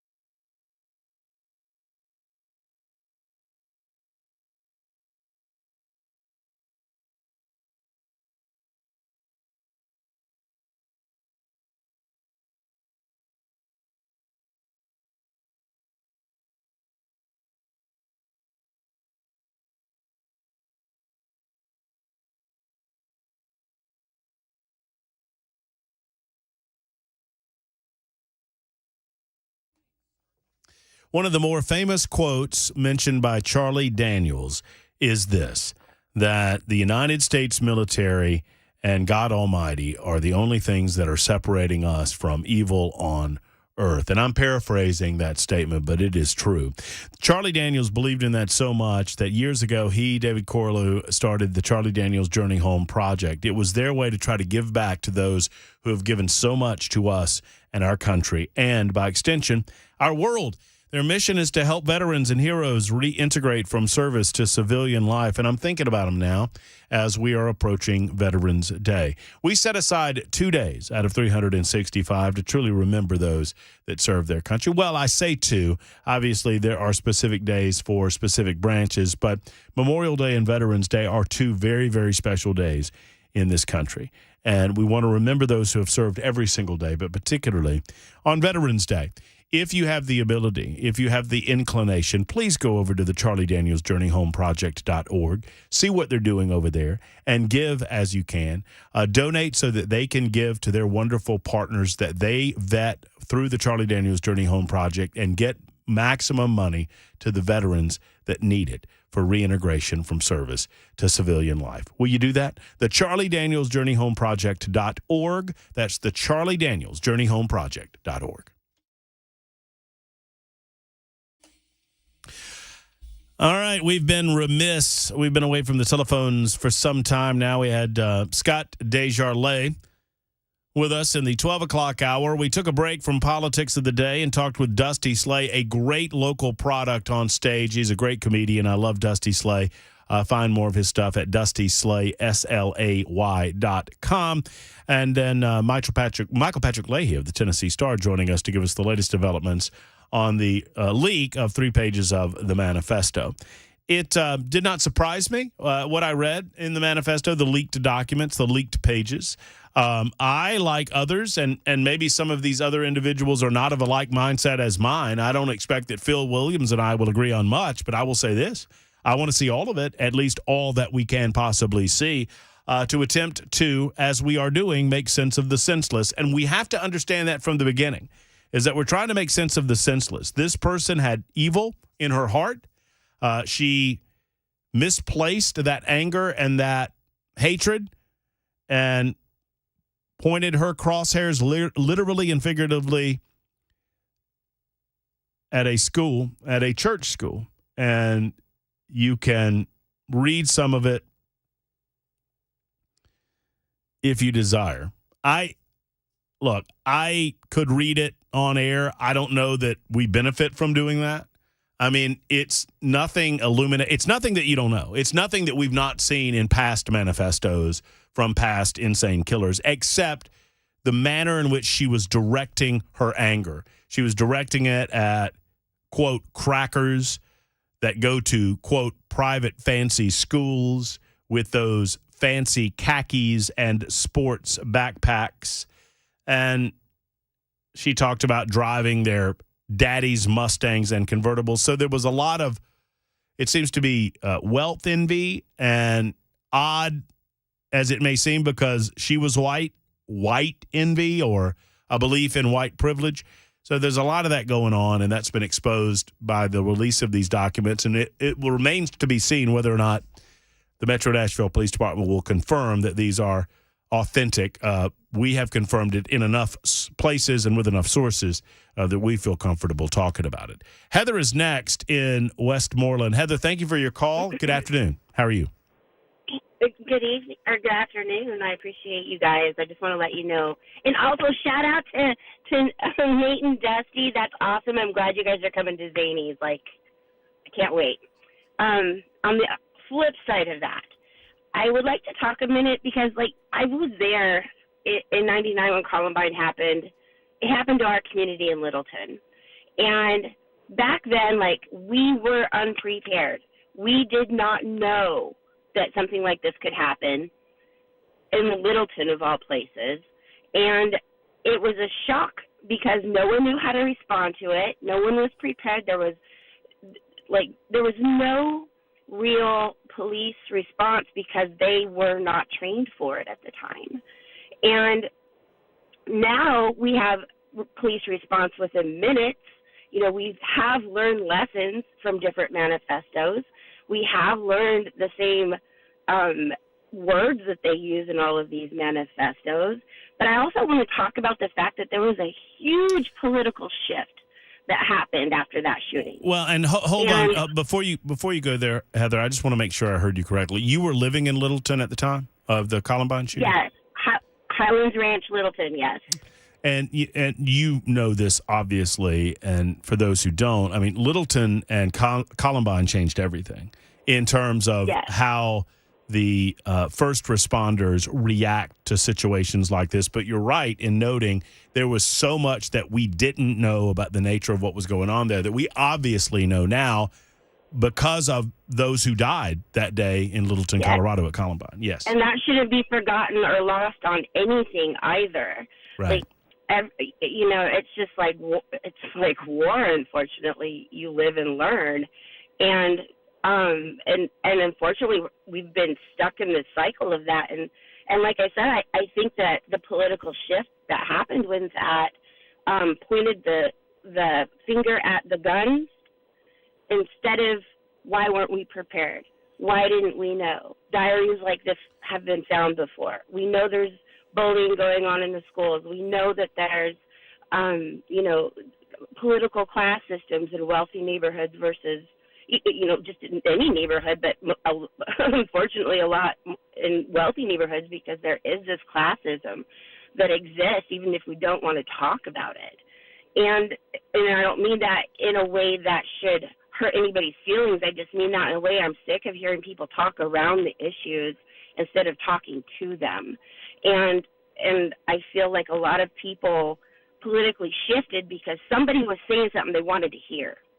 They wanted some resolution. They wanted to see a result come from what happened.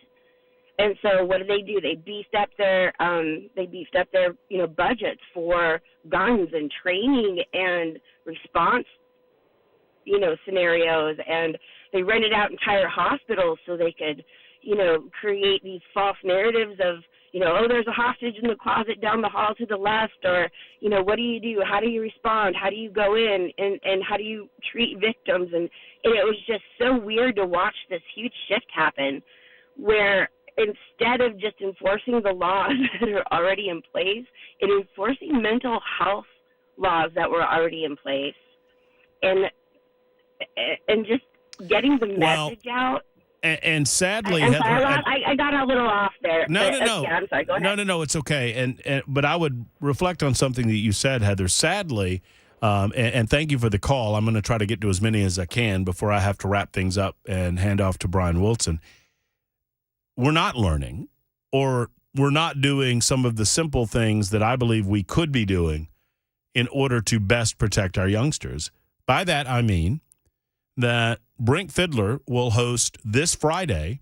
Brink Fiddler of Defend Systems will host what is now a free seminar at the headquarters of Asurion for teachers in the Metro Nashville school system who want training, but whose school system will not allow them to get training formally from Defend Systems. And at first they were charging, and thankfully, because they got a large donation from an anonymous benefactor, they're able to open it up and not charge for you school teachers who want to be a part of it. And I'm trying to get Brink on prior to Friday to remind you of that availability. I think we might have him on tomorrow, and maybe he can speak to some of this. Now, Brink probably has a slightly different take than many of you because he intimately knows the people of Covenant School.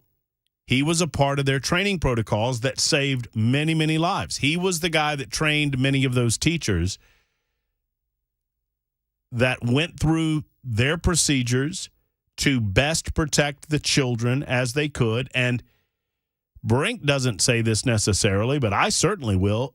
His training and the fact that the teachers followed up on his training potentially saved certainly tens of lives, if not hundreds of lives. Possibly. So he'll speak to this, but sadly, you still don't have police officers in elementary schools in Metro Nashville. Why not? Well, you can't tell me it's money because the state has provided all of the resources. Now, if you want to tell me it's a hiring situation, I understand that that might take a little bit of time. But let's get to it. Let's get them hired. Let's get them in place. In the meantime, Gracie's next. Hello, Gracie. How are you? Hey, how are you? I'm doing well. Glad to hear from you. I hope you're well. I'm better than I was, that's for sure. Well, that's good. Hey, look, as long as we're going in the right direction, that's a good thing. Right. So catch me up on this Trump trial because, you know, you and I were kind of the like mindset that, you know, if in fact there's some real evidence here, put it up, let's see it, okay? We're not opposed to seeing what you have to present. But this judge is clearly not going to allow that to happen. He's already made up his mind before evidence is even presented. So he presented his testimony today. Yeah.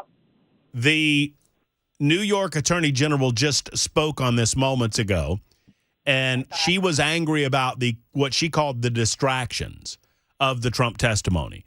The judge in the case, who is obviously an anti-Trump judge, he kept interrupting Trump. Well, Trump's the defendant in the case. So obviously Donald Trump has a right to self-defense, even in a civil trial. This is not a criminal trial, obviously. It's a civil matter. But he certainly has the right to defend himself. And the judge, who's not only the judge, but also going to be deciding it. And by the way, this decision is already baked in. We already know it. It's going to go to appeal. But the judge was interrupting Trump and telling Trump's attorneys to make him answer more swiftly. He said you need to answer more directly the question asked. And Trump's attorneys are like, Your Honor, the prosecutors are asking open-ended questions. This takes a setup of the narrative to help you understand why certain things went on the way they did. Well, I just need him to answer more quickly. And the judge in the case, Gracie, actually said at one point, because his attorney said, Your Honor, we believe you need to hear this. And he goes, I don't need to hear everything he has to say. Whoa. The judge said that is an appeal waiting to happen for Donald Trump. The fact that the judge was dismissive of actual testimony made in the trial today. Absolutely. Well, we're never going to get to see any of the evidence. Is that the conclusion we're all coming to? We're all in agreement. We still don't know what the evidence is that they proclaim to have. What, in the Trump trial? Yeah. Their evidence is that Donald Trump overvalued his property to these banks. By the way, the banks aren't complaining at all. And who cares? I mean, right. Well, it doesn't matter. Their argument is, and believe it or not, this is the argument. And thank you, Grace, for the call. I got to move. And good to hear from you again. That Donald Trump said he was worth $4 billion. He was only worth $2.5 billion. And they're saying that difference would account for a difference in interest rate between 3% and 10%, which is a load of garbage. And oh, by the way, none of the banks are complaining because they were completely paid back for the loans. It's the state that's complaining, and they're complaining because Donald Trump's running for president. And that's the bottom line. We'll get the bottom line from Brian Wilson coming up in just a moment. He'll give, obviously, his full-throated analysis on all of the leaks coming out today regarding the coveted manifesto, but we'll get a taste of it in a second. It's Super Talk 99.7 WTN.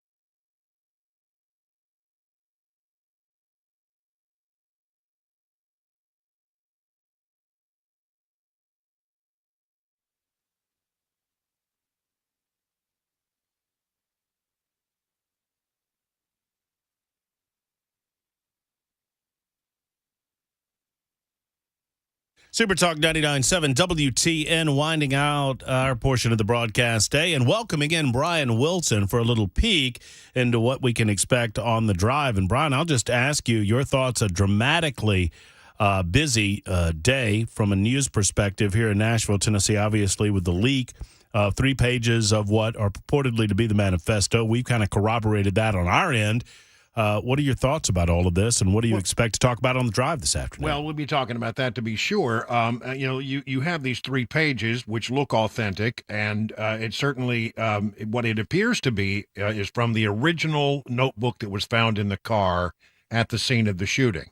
I mean, allegedly, these pictures were taken by detectives, very few moments after the shooting, and somehow made their way. And look, I will tell you, just as an old cop shop reporter, who used to, cover a lot of crime and or evil, and covered what police do. If you said to somebody, well, can you confirm this for me? They'll say, no, I can't confirm it. Well, will you deny it? I can neither confirm or deny. Mm-hmm. But realistically, the way this almost always works is if they are not legitimate documents, they will wave you away from it. Almost always, it is in the interest of police to point out that something is fraudulent. No, don't, boy. If you go down that path, you're gonna really regret it because those documents are not real. You would get that kind of wave off. But the thing that just sums it up for me about whether or not let's just put to bed this whole thing about whether or not they're valid. I've got this thing from the mayor's office, and he says that we're conducting an investigation into how these got released. Well, you don't conduct an investigation into documents that are inauthentic. Good point. Good point. I hadn't thought about it that way, Brian, but dead on. That's right. That's right. Well, we're looking forward to your analysis. Obviously, there's much more going on in the news, the Trump trial in New York, the Israeli-Hamas conflict ongoing, and we anticipate your commentary on all of these things and many, many more matters as the Drive with Brian Wilson is set to begin in mere seconds. That's right after Mac Morey's newscast, and that is happening in mere seconds as well. I've enjoyed it. I hope you have as well. Monday in the books. We'll be back high noon Tuesday for another edition of the Matt Murphy Show on Super Talk 99.7 WTN. Have a wonderful afternoon. Hug your loved ones. So long, folks.